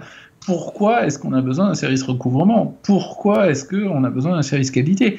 Et quel est on n'est pas là pour faire perdurer la façon dont on l'a fait tout le temps. On est là pour faire évoluer en permanence la façon dont on fait ce contrôle qualité, pour faire perdurer le service qu'on rend au client au bout. Tout à fait, et c'est le pas de côté du manager qui, à un moment, doit absolument réaliser qu'à partir du moment où il est devenu manager ou relais de communication, selon les cas, eh bien, il n'est plus au même niveau que ses collaborateurs. Il doit faire un pas de côté, il doit être capable de les regarder en ayant la perspective de l'entreprise, en fait. Et ça, c'est pas évident. Toujours, il est dans deux équipes en même temps. C'est ça. Il est dans l'équipe qu'il manage et il est dans l'équipe qu'il forme avec ses pairs et dans laquelle il est le manager. Tout à fait. Et donc, il est à la fois manager et managé. Et donc, il représente à la fois son équipe dans l'entreprise et il représente l'entreprise dans son équipe. Et ça, c'est un élément essentiel. Je parlais tout à l'heure des tourneaux, là. Le truc que la modélisation nous dit pas en creux, c'est quand même que les oiseaux, ils ont pas une direction. Les nuées d'oiseaux, elles partent dans tous les sens. Elles se suivent. Il y en a un qui prend une initiative, tout le monde le suit. Alors si c'est ce qu'on veut pour son entreprise, ça peut être super, mais il y a quand même un moment, en tout cas moi j'espère que l'entreprise elle a une direction générale. Et puis d'autre part, il y a un autre élément que j'ai mis du temps à réaliser. J'avais découvert ce modèle il y a très longtemps et j'ai mis du temps à réaliser que ce qui manquait dedans, c'est l'aspect que les oiseaux se voient les uns les autres. Donc ça marche parce qu'ils arrivent à s'adapter les uns aux autres en temps réel parce qu'ils se voient. Or, nous, dans les entreprises, aujourd'hui, on a, en tout cas dès qu'elles dépassent une certaine taille, on a beaucoup de mal à voir ce que font les autres, et c'est ça qui crée aussi énormément de chaos, de collisions, de choses comme ça. Et donc c'est là où le manager reprend un rôle déterminant, un rôle de communication, de rendre... moi j'appelle ça mettre du tout dans la partie et mettre de la partie dans le tout, c'est-à-dire permettre à l'équipe de se décentrer, ce que tu appelles le pas de côté, de se décentrer et de regarder ce qu'il y a à faire avec l'œil du client et aussi avec le regard de ce que fait le reste de l'entreprise, de ses besoins, de ses contraintes, de son contexte actuel, quoi. En fait, il doit toujours recontextualiser ses décisions par rapport à l'entreprise. En fait, là où le manager... Alors, le manager, son rôle, évidemment, c'est de bien connaître son équipe, de savoir en quoi les personnes sont complémentaires entre elles, comment j'irais compenser les faiblesses de certaines personnes avec les forces des autres. Il a tout ce rôle-là qui est interne à son équipe, mais il a aussi des moments cruciaux où, en fait, il va agir en tant que représentant de l'entreprise, en tant que représentant du tout. C'est le moment où il va prendre des décisions. C'est-à-dire que devant une situation, il va consulter ses collaborateurs qui vont lui dire « moi je ferai ça, moi je ferai ça, moi je ferai ça ». Et la manière dont il va décider, c'est toujours en recontextualisant par rapport aux objectifs de l'entreprise, parce que c'est son job. Et d'ailleurs, c'est comme ça qu'il va expliquer sa décision à ses collaborateurs. Et puis, il y a un autre moment, et là je vais revenir encore sur le management par objectif, c'est que à un moment, le job du manager, et il doit le faire même si son entreprise ne l'a pas fait, parce que sinon il managera mal, il doit remodéliser son entreprise. C'est-à-dire que au moment où il présente les objectifs stratégiques de son équipe, quand je parle d'objectifs stratégiques, ça veut dire les objectifs que j'appelle long terme, mais qui peuvent être à 90 jours, ça dépend de la vitesse du marché et de l'environnement. Il y a beaucoup d'entreprises aujourd'hui qui sont obligées d'être sur des cycles à 90 jours, mais d'autres peuvent être sur des cycles à 365 jours. Ça dépend effectivement de leur environnement. Eh bien, il va redessiner l'entreprise, c'est-à-dire qu'il va réexpliquer à ses collaborateurs, et j'appelle ça le modèle visuel de l'entreprise, il va leur dire, nous, notre job, c'est ça, le job de tel service, c'est ça, etc., etc. Et il va partir de la mission de l'entreprise et il va décliner ça sur toutes les cellules parce que plus ses collaborateurs seront informés de cette structure, du pourquoi de leur existence par rapport à l'existence des autres cellules, mieux ça va leur permettre d'être autonomes en fait. C'est-à-dire que l'autonomie, elle ne peut exister qu'à l'intérieur d'un cadre qui est l'entreprise. Sinon, il n'y a pas d'entreprise en fait. C'est-à-dire être complètement agile ou plutôt réactif, en fait, on n'existe plus. En fait, on a parfois des équipes, des entreprises qui ont une forme de résistance au changement qu'induit l'idée de l'agilité avec cette idée il va falloir se reconfigurer assez souvent. Et j'aime bien dire que la question, c'est pas est-ce qu'on change ou pas. On change tout le temps, tous les jours, et heureusement, on s'habille pas pareil tous les jours, on mange pas la même chose tous les jours, et on n'a jamais exactement le même trajet. La question, c'est qu'est-ce qu'on change et qu'est-ce qu'on conserve. Ouais. Et ce qu'on va chercher à conserver, c'est le sens global de ce qu'on fait dans l'entreprise, et non pas toujours. On a une forme de stabilité dans le court terme, mais pas toujours conserver exactement la façon dont on le fait et qui fait quoi et qu'est-ce qu'on fait concrètement, etc. Donc, moi, j'y vois une énorme opportunité de reconnecter finalement. Ça oblige à reconnecter les tâches qu'on me demande avec la valeur ou la place qu'elles occupent dans la chaîne de valeur de l'entreprise ou dans le service que l'entreprise rend à ses clients. Et donc, c'est une énorme opportunité de redonner du sens au travail. C'est ça, c'est le sens du travail en fait. Parce que pour développer l'agilité, on est obligé de développer l'autonomie. Et tout le monde a envie d'avoir un job où il est responsabilisé, où il est autonome, on lui fait confiance, et où il a du sens dans son boulot. Donc je crois que fondamentalement, en tout cas moi c'est un de mes drivers, je crois que effectivement développer l'agilité, c'est quelque chose qui s'aligne avec les attentes ou les envies d'une grande partie des salariés. Mais effectivement, si on le regarde sous l'œil en disant, d'ailleurs ça marche pas, si on l'a vidé de son sens et qu'on se contente de changer la définition de poste ou les attributions de tâches de chacun tous les jours, les gens vont avoir l'impression de subir une remise en cause ou un changement permanent, et ils perdent le repère de qu'est-ce qui est. C'est un peu comme quand tu es en bateau, quand ça bouge beaucoup, on te dit toujours, si tu veux pas avoir le mal de mer, il faut garder l'œil sur l'horizon lointain qui lui est stable. Bon, là c'est exactement la même chose, c'est-à-dire quand les gens ne voient plus l'horizon, ils voient uniquement le truc qui bouge tout le temps et ils ont très vite la nausée. Oui. L'autre chose qui contribue beaucoup aussi à la motivation et à donner de l'intérêt au travail des personnes qui sont dans les cellules, c'est de sentir que on entend aussi les signaux qu'ils remontent du terrain. C'est-à-dire que déjà qu'on les écoute, c'est-à-dire que quelqu'un qui remonte, la Marlène de tout à l'heure, on l'écoute. Après, rien n'empêche le manager d'expliquer à Marlène, ouais, effectivement, sur ce cas-là, il va falloir que tu t'adaptes et que tu changes les choses, mais on va pas changer toute la stratégie de l'entreprise parce qu'il s'est produit ça à un moment ou à un autre. Maintenant, et je pense que voilà, les gens, ils ont besoin de ça, c'est-à-dire que effectivement, si on change en permanence leur manière de faire sans leur expliquer pourquoi ça va pas aller, la réaction, moi je la connais, c'est quelque chose qu'on entend assez souvent, c'est tu vas voir quelqu'un et tu lui dis maintenant il va falloir faire autrement, etc. Et la première réaction c'est bon parce que je fais mal mon travail, alors que c'est le contexte qui a changé. Et donc je pense que et c'est pas évident, le rôle du manager il est là en fait, il est vraiment. Alors oui, et une des clés c'est de il y a un changement profond, je pense, d'état d'esprit qui est celui de l'expérimentation.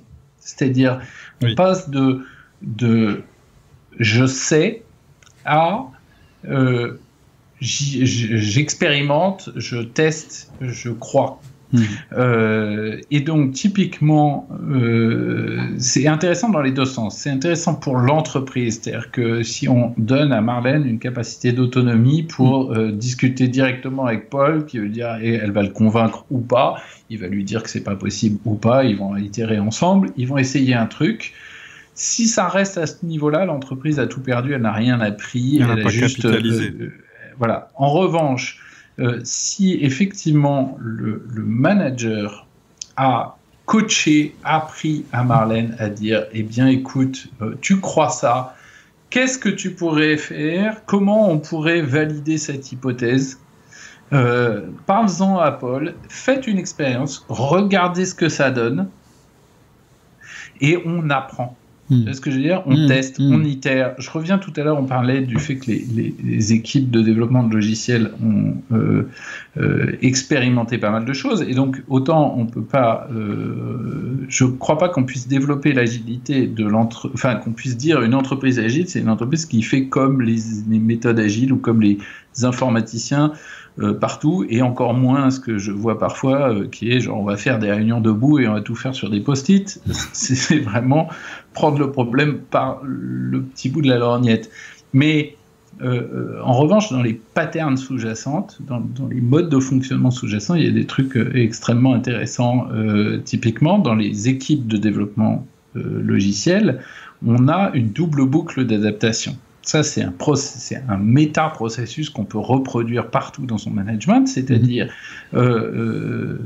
alors, deux choses, il y a des micro-stabilités pour pouvoir gérer un macro-instabilité. Donc, qu'est-ce qu'on fait? On dit, ok, les besoins changent tout le temps. Moi, j'ai connu ça en développement de logiciels. Au tournant des années 2000, j'étais dans une boîte où mes patrons, entre guillemets, au sens large, c'est-à-dire la patronne du marketing, le patron de la boîte, le patron du support, le patron des relations avec les partenaires, etc., ils débarquaient 5 fois par jour les uns ou les autres avec une nouvelle idée pour le produit. Moi, j'étais à l'époque le directeur technique. Et en fait, on passait notre temps à démarrer des trucs, à les arrêter, à changer de direction, etc.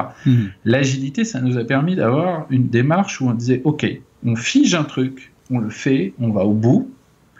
Ensuite, on réévalue, on prend une nouvelle décision, on avance, on va au bout. Exactement comme on retrouve dans les logiques du management par objectif en 3 temps. Ouais. Je fais des trucs et après, je réévalue et j'augmente la fréquence à laquelle je peux réévaluer. Oui, il y a vraiment la question de la fréquence qui est importante. Oui. Alors, on dit toujours, nous, assez long pour avoir le temps de faire quelque chose de significatif, assez court pour pouvoir se permettre d'attendre jusqu'au prochain point de décision pour reprioriser. C'est ça. Et donc, mais il y a cet élément-là. Et derrière ça, il y a une deuxième chose, c'est que si tu observes comment fonctionnent les équipes, elles ont une double boucle d'amélioration continue.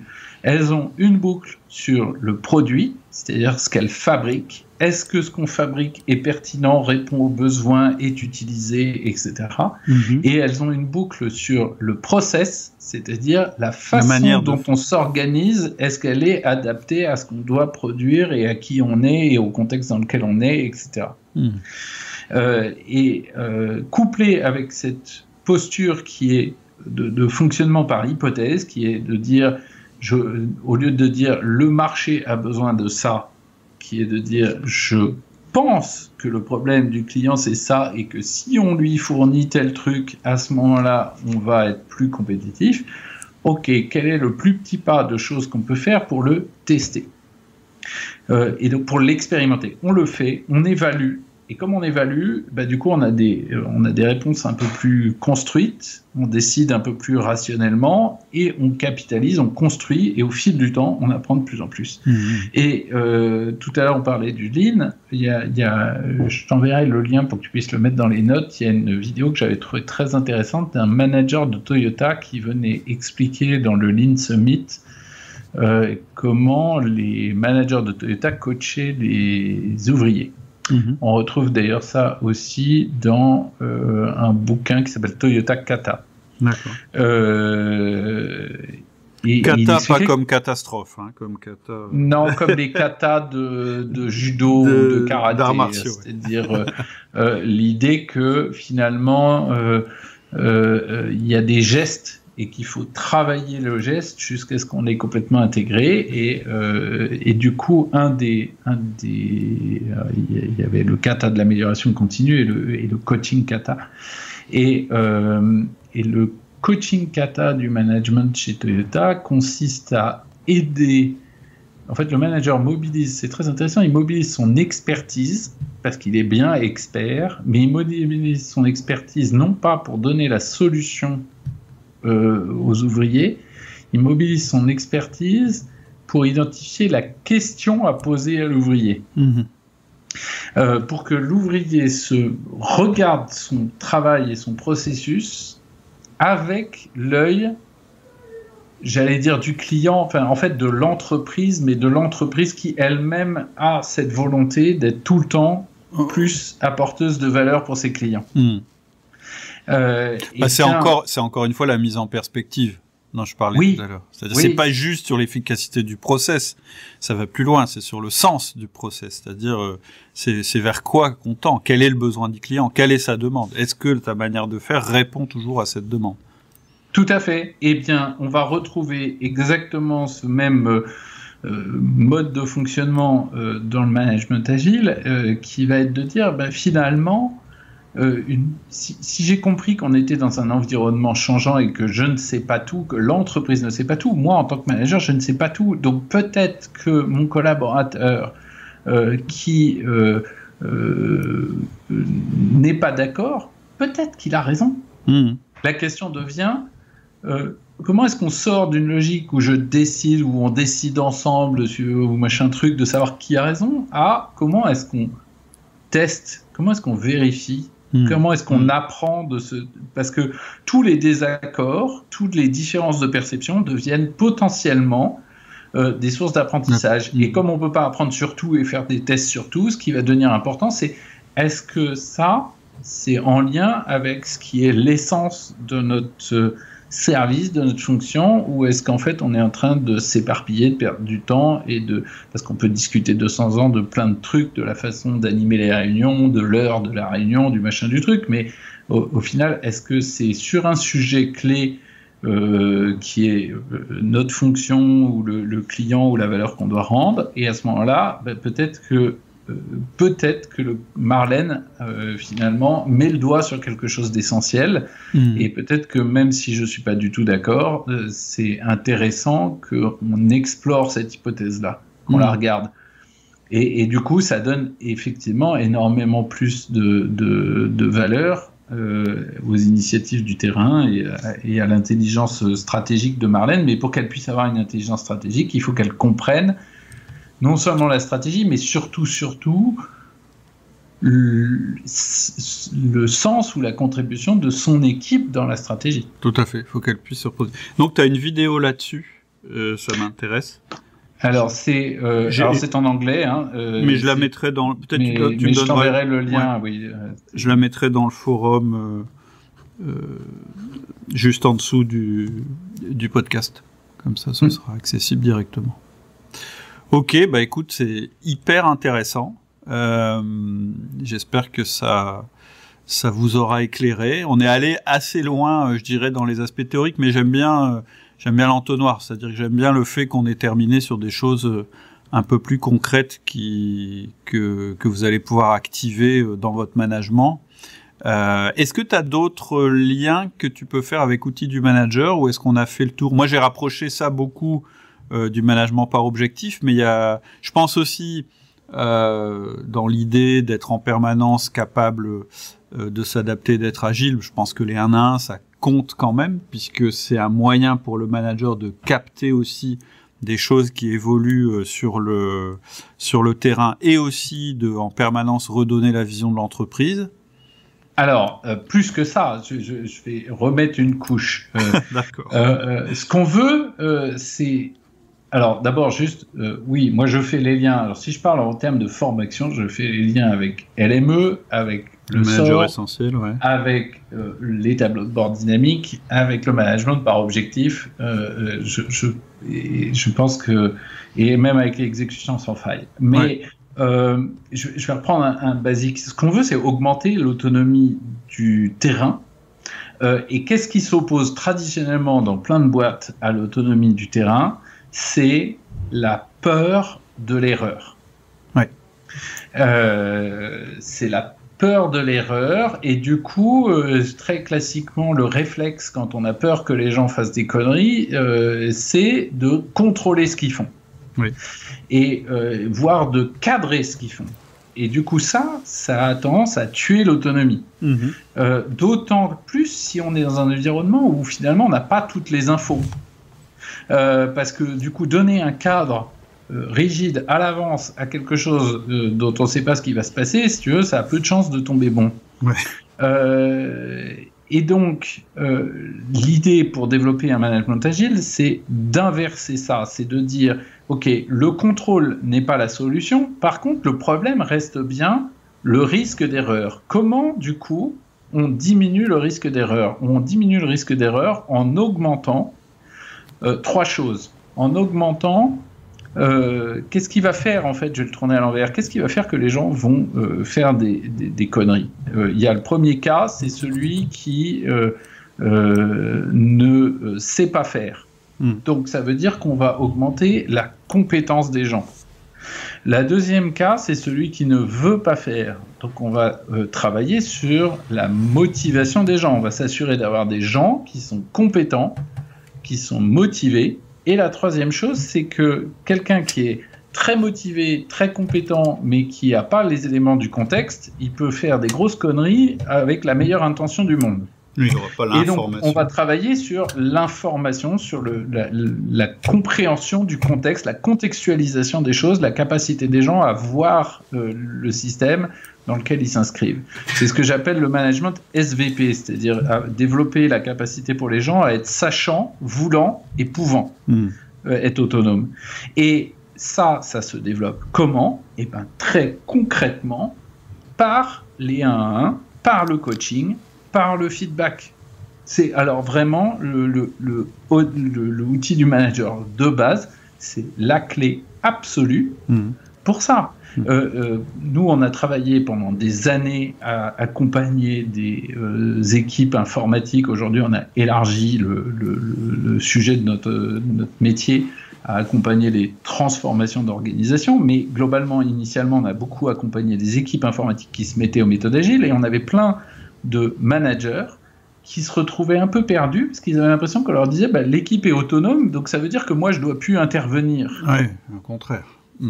Mais non, au contraire, j'ai absolument besoin de renforcer, parce que l'équipe on lui donne l'autonomie, j'ai absolument besoin de m'assurer que les gens comprennent ce qui est attendu, comprennent les enjeux, savent ce qui se passe ailleurs, ont les compétences pour faire et pour prendre les bonnes décisions. Et la compétence à décider, c'est quelque chose qui s'apprend par du feedback, par l'expérience et par des choses où on augmente progressivement le degré d'autonomie. C'est-à-dire on commence avec des choses du comment tu t'y prendrais, et oui, et alors comment tu arrives à cette conclusion-là ? Alors attention, regarde aussi ça. Et du coup, si tu regardes ça, comment tu t'y prendrais, machin, et de bout en bout, de 1 à 1 après 1, et la fréquence des 1 à 1 est directement corrélée à la vitesse d'apprentissage de l'autonomie par les gens. Tout à fait. C'est-à-dire que si tu fais des boucles de feedback 1 fois par mois, d'abord tu fais des grosses erreurs, et en plus ils apprennent lentement, donc tu as intérêt de le faire souvent. Et c'est vraiment intéressant ce que tu dis, parce que tu sais, quand j'ai commencé à parler de 1 à 1, de feedback, etc., on m'a dit, ouais, mais là c'est du micromanagement. Et en fait, j'ai dit non, faut confondre 2 trucs. Le micromanagement, c'est quand en permanence tu dis aux gens comment ils doivent faire. C'est une manière de manager le micromanagement, c'est-à-dire tu surveilles tout, tu sais tout, etc. Mais le fait d'avoir des actes de management qui sont fréquents, ça n'est pas du micromanagement. Tout dépend de ce que tu mets à l'intérieur de ce management. Et dans le 1 à 1, il est vraiment important, et ça je le redis et je le redirai toujours, le but du 1 à 1, c'est de développer de la confiance et de l'autonomie. C'est-à-dire qu'en ayant une fréquence, en ayant plutôt j'allais dire une fréquence fréquente, mais en ayant une forte fréquence élevée, eh bien c'est comme ça en fait que tu vas développer l'autonomie. Et en plus, tes collaborateurs en ont besoin, et ils vont en prendre l'habitude. Mais à l'intérieur du 1 à 1, tu leur donnes jamais les solutions. Ouais, tu fais un petit peu ce dont tu parlais tout à l'heure, je pense, je la connais pas, la vidéo du manager de Toyota, mais en fait, certainement ce qu'il fait, c'est-à-dire que tu recontextualises, tu aides, en fait, tu guides, mais sans mettre dans un carcan. Oui, et c'est tout à fait cohérent, y compris avec, pour le coup, ce qu'on fait en termes de produits dans les équipes de développement logiciel agile, c'est-à-dire qu'on remplace l'intensité par la fréquence. Exactement. C'est-à-dire qu'au lieu de faire des très gros projets très longs où on livre d'un coup des très grosses versions du logiciel, on tend vers de plus en plus des organisations qui sont ce qu'on appelle en déploiement continu, c'est-à-dire ou en livraison continue, c'est-à-dire qu'au fur et à mesure qu'on a identifié un écart entre ce que fait aujourd'hui le produit et ce dont les utilisateurs ont besoin, eh bien on fait des micro-évolutions qu'on livre en continu, ce qui veut dire qu'on a fait des tout petits changements, ce qui veut dire que si on s'aperçoit que ça marche pas, c'est très peu coûteux de revenir en arrière, etc. Tu vois, et donc c'est exactement la même logique que la logique du feedback extrêmement fréquent, c'est-à-dire des toutes petites corrections qui passent quasiment inaperçues, de la même façon que Facebook est mis à jour plusieurs milliers de fois par jour, et qu'on ne s'en rend pas compte. Au bout d'un moment, on se dit, tiens, ils ont changé ci ou ça, mais en fait, ça a été des milliers de micro-modifications instantanées, avec du coup une logique où on a beaucoup moins besoin de se prémunir contre l'erreur, puisque comme les tout petits pas qu'on fait sont tout petits, bah, si jamais ils sont pas bons, la conséquence est toute petite aussi. Et le retour en arrière est très facile. Et pour moi, là c'est ça qui crée la confiance, tu vois ce que je veux dire? La Et confiance au sens, je peux tolérer l'échec parce qu'il est tout petit. Oui, ça c'est la confiance aussi dans en soi-même. Dans un podcast récent, tu parlais de la différence entre l'échec et les dégâts. Oui. C'est ça? On va tolérer l'erreur et en réduisant la capacité de dégâts des erreurs. C'est le rôle du test aussi. Alors ça donc je comprends. Tu fais le lien avec le manager essentiel, les outils du manager essentiel. Je comprends aussi ton parallèle avec le management par objectif. On en a déjà parlé tout à l'heure. C'est-à-dire que le management par objectif, c'est une manière d'organiser les objectifs dans l'entreprise et d'aligner les personnes sur les objectifs en ayant une fréquence différente selon qu'on est sur un horizon stratégique, tactique ou terrain. Ça veut dire qu'on remet pas en cause la vision de l'entreprise tous les 4 matins, parce que sinon ça veut dire qu'on n'a pas de vision. Par contre, ça veut dire qu'on reste agile sur la manière de résoudre des problèmes, et que plus un problème se présente, plus ça veut peut-être dire qu'il y a une adaptation à faire au niveau de l'entreprise. Donc là, je comprends le lien. Et il y a un sous-jacent qui est très important aussi, c'est qu'on fait pas les plans détaillés à 3 mois ou à 1 an. Non. Et donc, alors ça semble assez évident de se dire tiens, on n'a pas besoin de le faire maintenant, on verra plus tard, mais en fait il y a quelque chose aussi qu'on oublie quand on essaye de projeter des plans pour plus tard, c'est que quand on y sera, on aura déjà fait plein d'autres choses entre les deux, donc on aura déjà appris plein de choses. C'est ça. Et donc on pensera les plans différemment à ce moment-là. Tout à fait. Donc les plans qu'on fera dans 3 mois ne sont pas les mêmes que si on les faisait maintenant pour le même sujet. Oui, parce que le marché aura évolué, notre connaissance du marché aura changé, et comme il y a tout ce qu'on aura fait entre les deux qui nous aura enseigné des choses et qui aura créé aussi des bases, des actifs ou des contraintes avec lesquelles il faudra qu'on compose. Tout à fait. Et d'ailleurs, dans cette formation, il y a aussi la modélisation, et je reviens dessus, la modélisation de l'entreprise que vous devez faire, même si votre entreprise ne l'a pas faite. C'est-à-dire la carte de lecture de votre entreprise que vous allez faire pour vos collaborateurs et la carte de lecture de leur propre équipe, c'est important parce que c'est ce qui va vous permettre de contextualiser vos décisions et d'expliquer pourquoi non, on peut pas faire ça et pourquoi c'est à notre service de le faire, etc. Après, les tableaux. Après, il y a SOR. Oui, alors attends, je le garde pour la fin parce que là, je comprends vraiment pas le rapport. Tableau de bord dynamique, je comprends parce que l'idée de tableau de bord dynamique, c'est de dire, il faut des informations très fréquentes, mais choisies sur l'environnement. Et qui change en fonction du contexte. Et qui change en fonction du contexte, c'est-à-dire qu'il donne une carte de lecture de l'environnement, c'est-à-dire que si vous avez trop d'indicateurs, vous perdez vos collaborateurs, ils ont trop de choses à regarder, et même le fait de sélectionner certains éléments d'information, ça donne une information sur ce qui est important pour vous, et donc ça oriente leur action naturellement sans que vous ayez besoin de le dire. Puis un autre aspect, peut-être qui est évident, mais pas tant que ça, moi je rencontre encore plein d'entreprises où c'est pas comme ça que c'est vécu, les tableaux de bord servent pas, où les indicateurs servent pas à contrôler, à fliquer, ils servent à donner de l'information aux opérationnels pour qu'ils prennent des décisions éclairées. Ça, je comprends. Exécution sans faille, je pense que tu parles... Alors, pourquoi tu fais le lien avec l'agilité? C'est l'éclairage des décisions. Et puis aussi, c'est... moi, dans cette formation, il y a un moment qui est vraiment important, c'est le moment où tu embarques tes collaborateurs avec toi, et y compris ceux qui sont pas d'accord avec ta décision, en les faisant réfléchir sur ta décision, en disant qu'est-ce qui va pas marcher, qu'est-ce que vous pensez qui va pas marcher. Ça, c'est aussi une démarche très très importante. Mais peut-être tu as d'autres choses à dire là-dessus. Oui, alors il y a plusieurs choses. Alors c'est moins effectivement explicité dans ESF, mais moi je faisais 3 liens. Ouais. Le premier qui est justement cette idée que en fait l'entreprise, le monde dans lequel on est un environnement extrêmement complexe, que les choses changent vite et que je n'ai pas toutes les infos. Et donc ça, c'est très présent dans ESF. Il y a cette idée de dire, plutôt que d'avoir fait mon plan et de l'annoncer, je fais mes... À une époque, tu parlais des connectiques avec Laurie, j'ai le souvenir, oui. Et je fais un peu le lien. Je ne sais pas si c'était tout à fait la même chose, mais en tout cas, ça me semblait ça. Le pré-câblage, c'est-à-dire je commence à parler de mon intention, oui. dans les 1-1, ce qui me permet de faire remonter toute l'intelligence du terrain. Et du coup, d'adapter, de tester. Ensuite, effectivement, on travaille ensemble à qu'est-ce qui fait que ça ne peut pas marcher. Du coup, il y a un sous-jacent dans ESF qui est extrêmement présent, qui est le fait de séparer quel est le problème qu'on cherche à résoudre de quelle est la solution qu'on met en œuvre. Oui. Compartimenter les moments. Et ça, c'est extrêmement agile parce que, en fait, dans un environnement complexe, on va sans doute être obligé d'adapter la solution en fonction de ce qui se passe sur le terrain. Et si on veut pas soit que ça échoue lamentablement, soit appliquer absurdement un truc qui est hors contexte, eh bien, il faut que les gens aient compris le pourquoi et quel est le problème qu'on cherche à résoudre. Tout à fait. Ouais. Dans le vocable des agilistes informatiques, en général, dans un des slogans, on dit il faut être amoureux du problème et pas de la solution.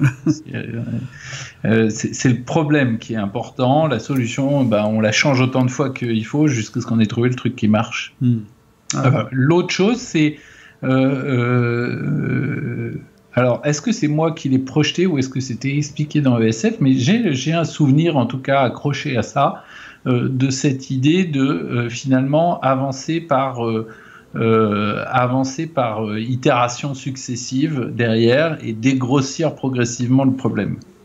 Oui, je vois ce que tu veux dire. Est-ce que c'est dans ESF? C'est-à-dire, c'est peut-être l'image des phares de la voiture, c'est-à-dire que tu as une carte qui te dit où tu dois aller, mais par contre, ton champ de vision, c'est les phares de ta voiture. C'est-à-dire que tu ne peux traiter que ce qui est devant les phares. Tout à fait. Je crois que c'est dans MPO, Management par Objectif. Ah, peut-être. Il me semble. Alors, j'ai peut-être mélangé, mais je le reconnectais avec cette idée de, finalement, comment est-ce qu'on passe d'une vision à une exécution.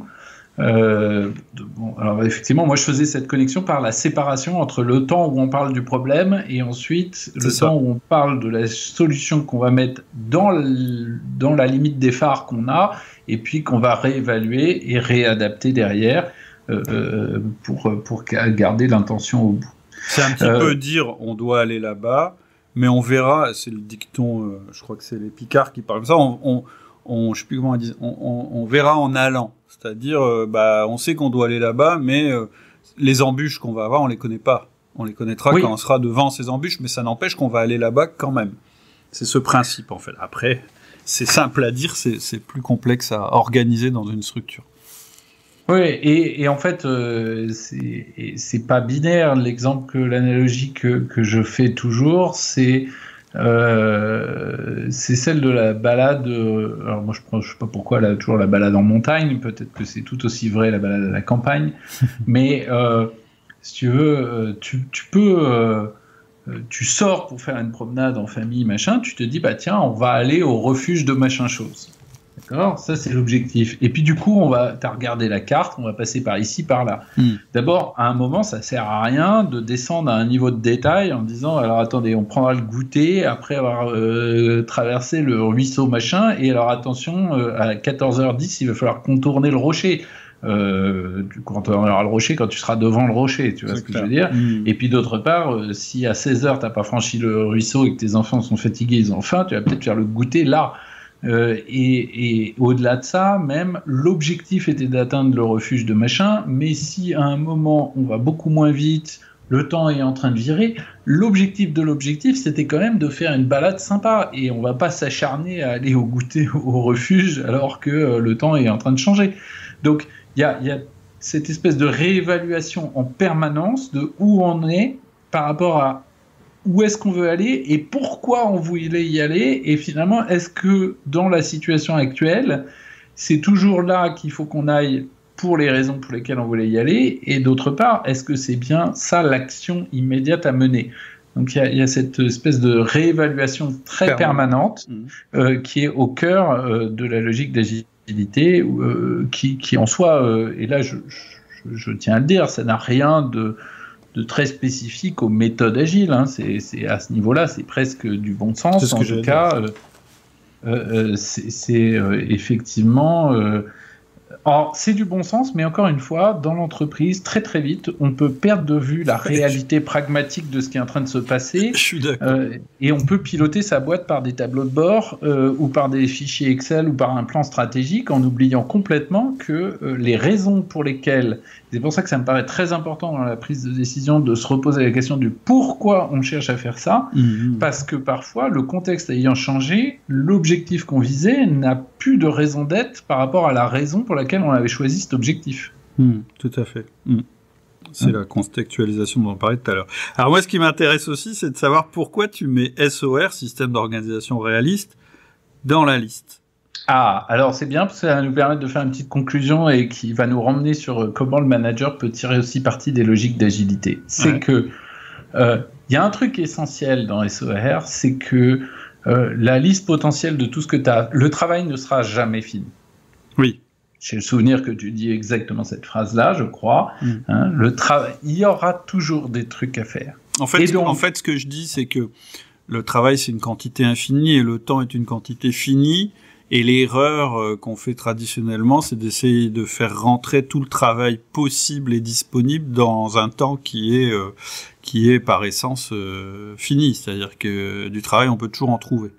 Et donc, je dis, il faut inverser la vision. Il faut dire, non, j'ai ce temps-là, qu'est-ce que je peux faire et qui est important et qui est prioritaire dans le temps que j'ai. Ce qui est un changement de paradigme, une inversion de paradigme. Ça, c'est le changement de paradigme qui est au cœur du déclic agile. D'accord. D'ailleurs, tiens, je vais faire de la pub pour une chaîne YouTube. Il y a un jeune gars qui travaille chez Renault qui s'est lancé à faire une chaîne YouTube sur le mindset agile, sur l'état d'esprit, et donc il m'a interviewé et j'ai expliqué justement ça dans son interview, qui est cette idée que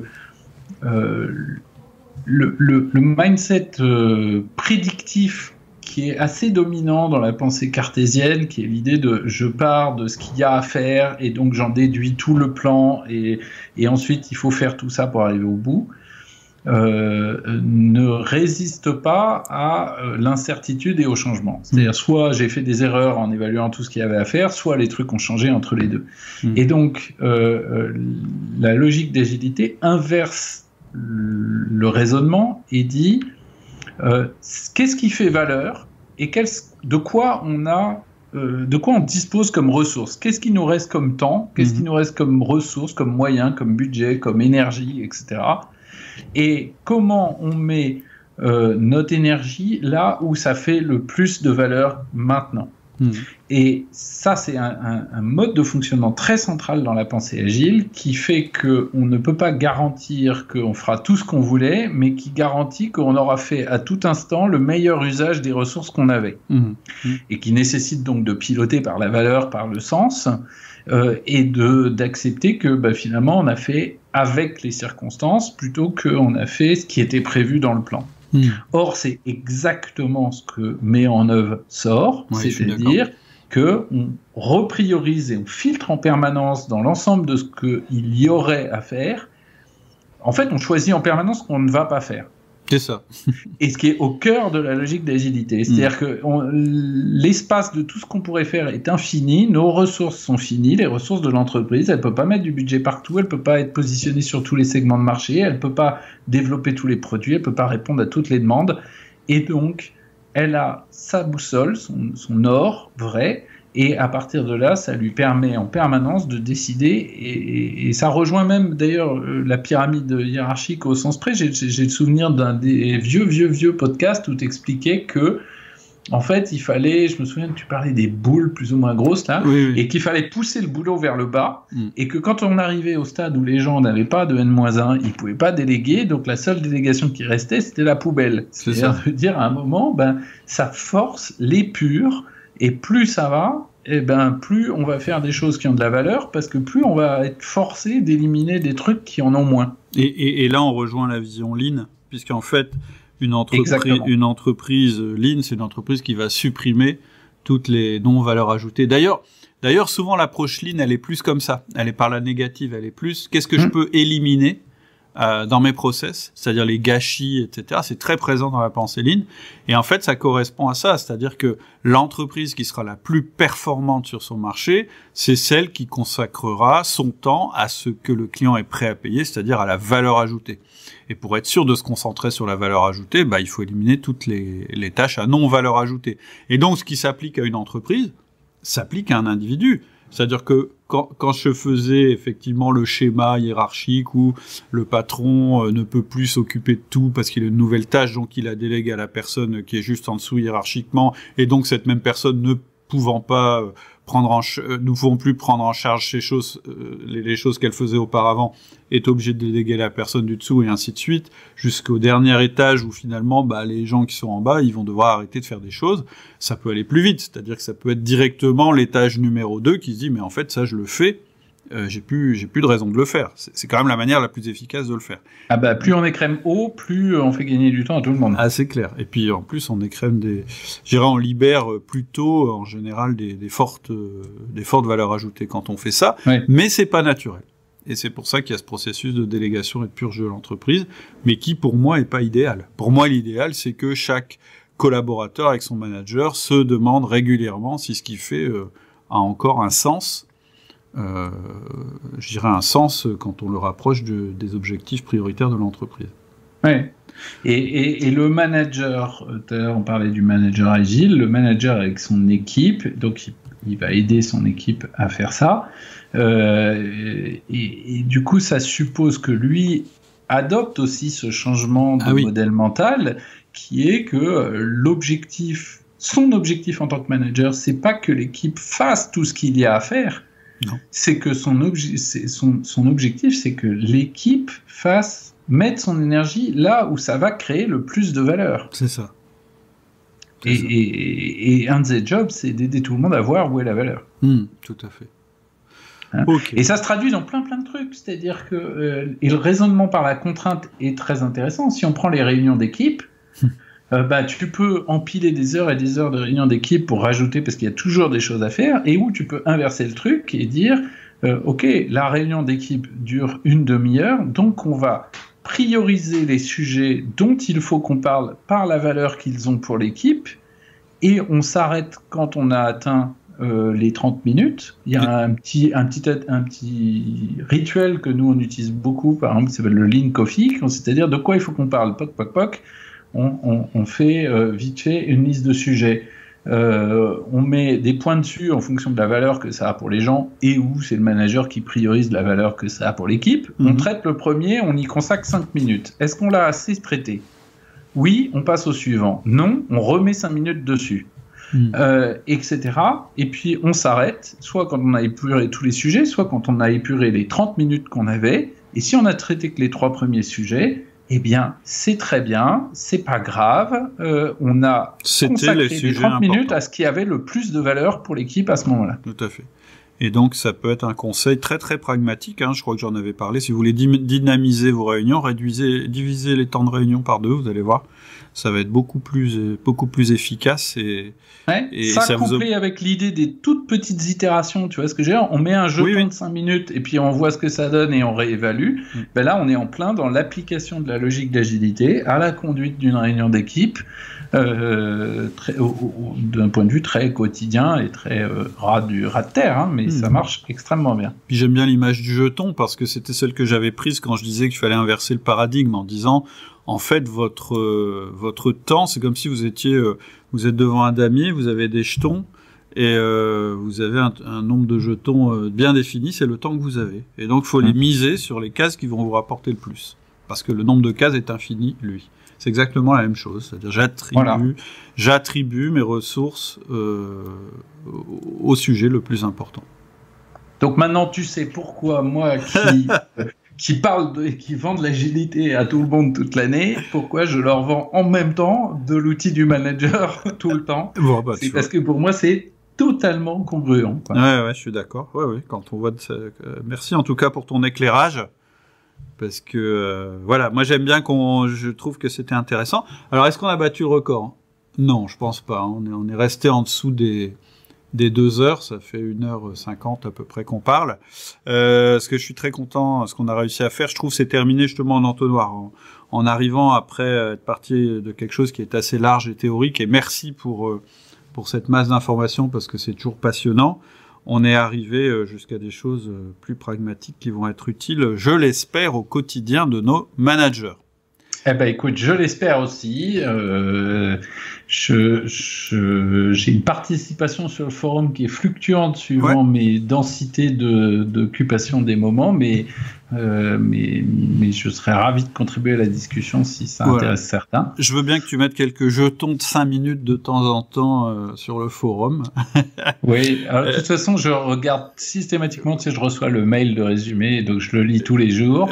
Et après, quand il y a des questions où je pense avoir quelque chose à dire, je vais voir si la conversation est déjà fournie. Je me dis, bon, ça va, le sujet a été traité par quelqu'un d'autre. Bien sûr. Et je contribue quand j'ai l'impression qu'il n'y a pas eu grand-chose de dit et qu'il y a quelqu'un qui n'a pas vraiment trouvé les réponses à ces questions.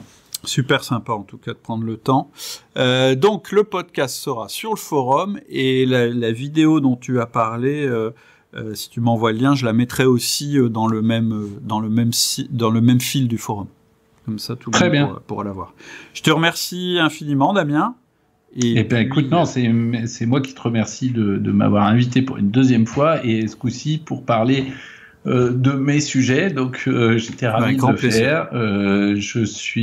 Quelques personnes m'avaient contacté d'ailleurs sur LinkedIn, n'hésitez pas, j'adore, vous l'avez bien vu, je peux parler des heures d'agilité, j'adore ça, donc ça sera avec plaisir. Bon, super sympa, je te remercie, et puis je te dis à bientôt sur le forum, et peut-être sur le podcast aussi.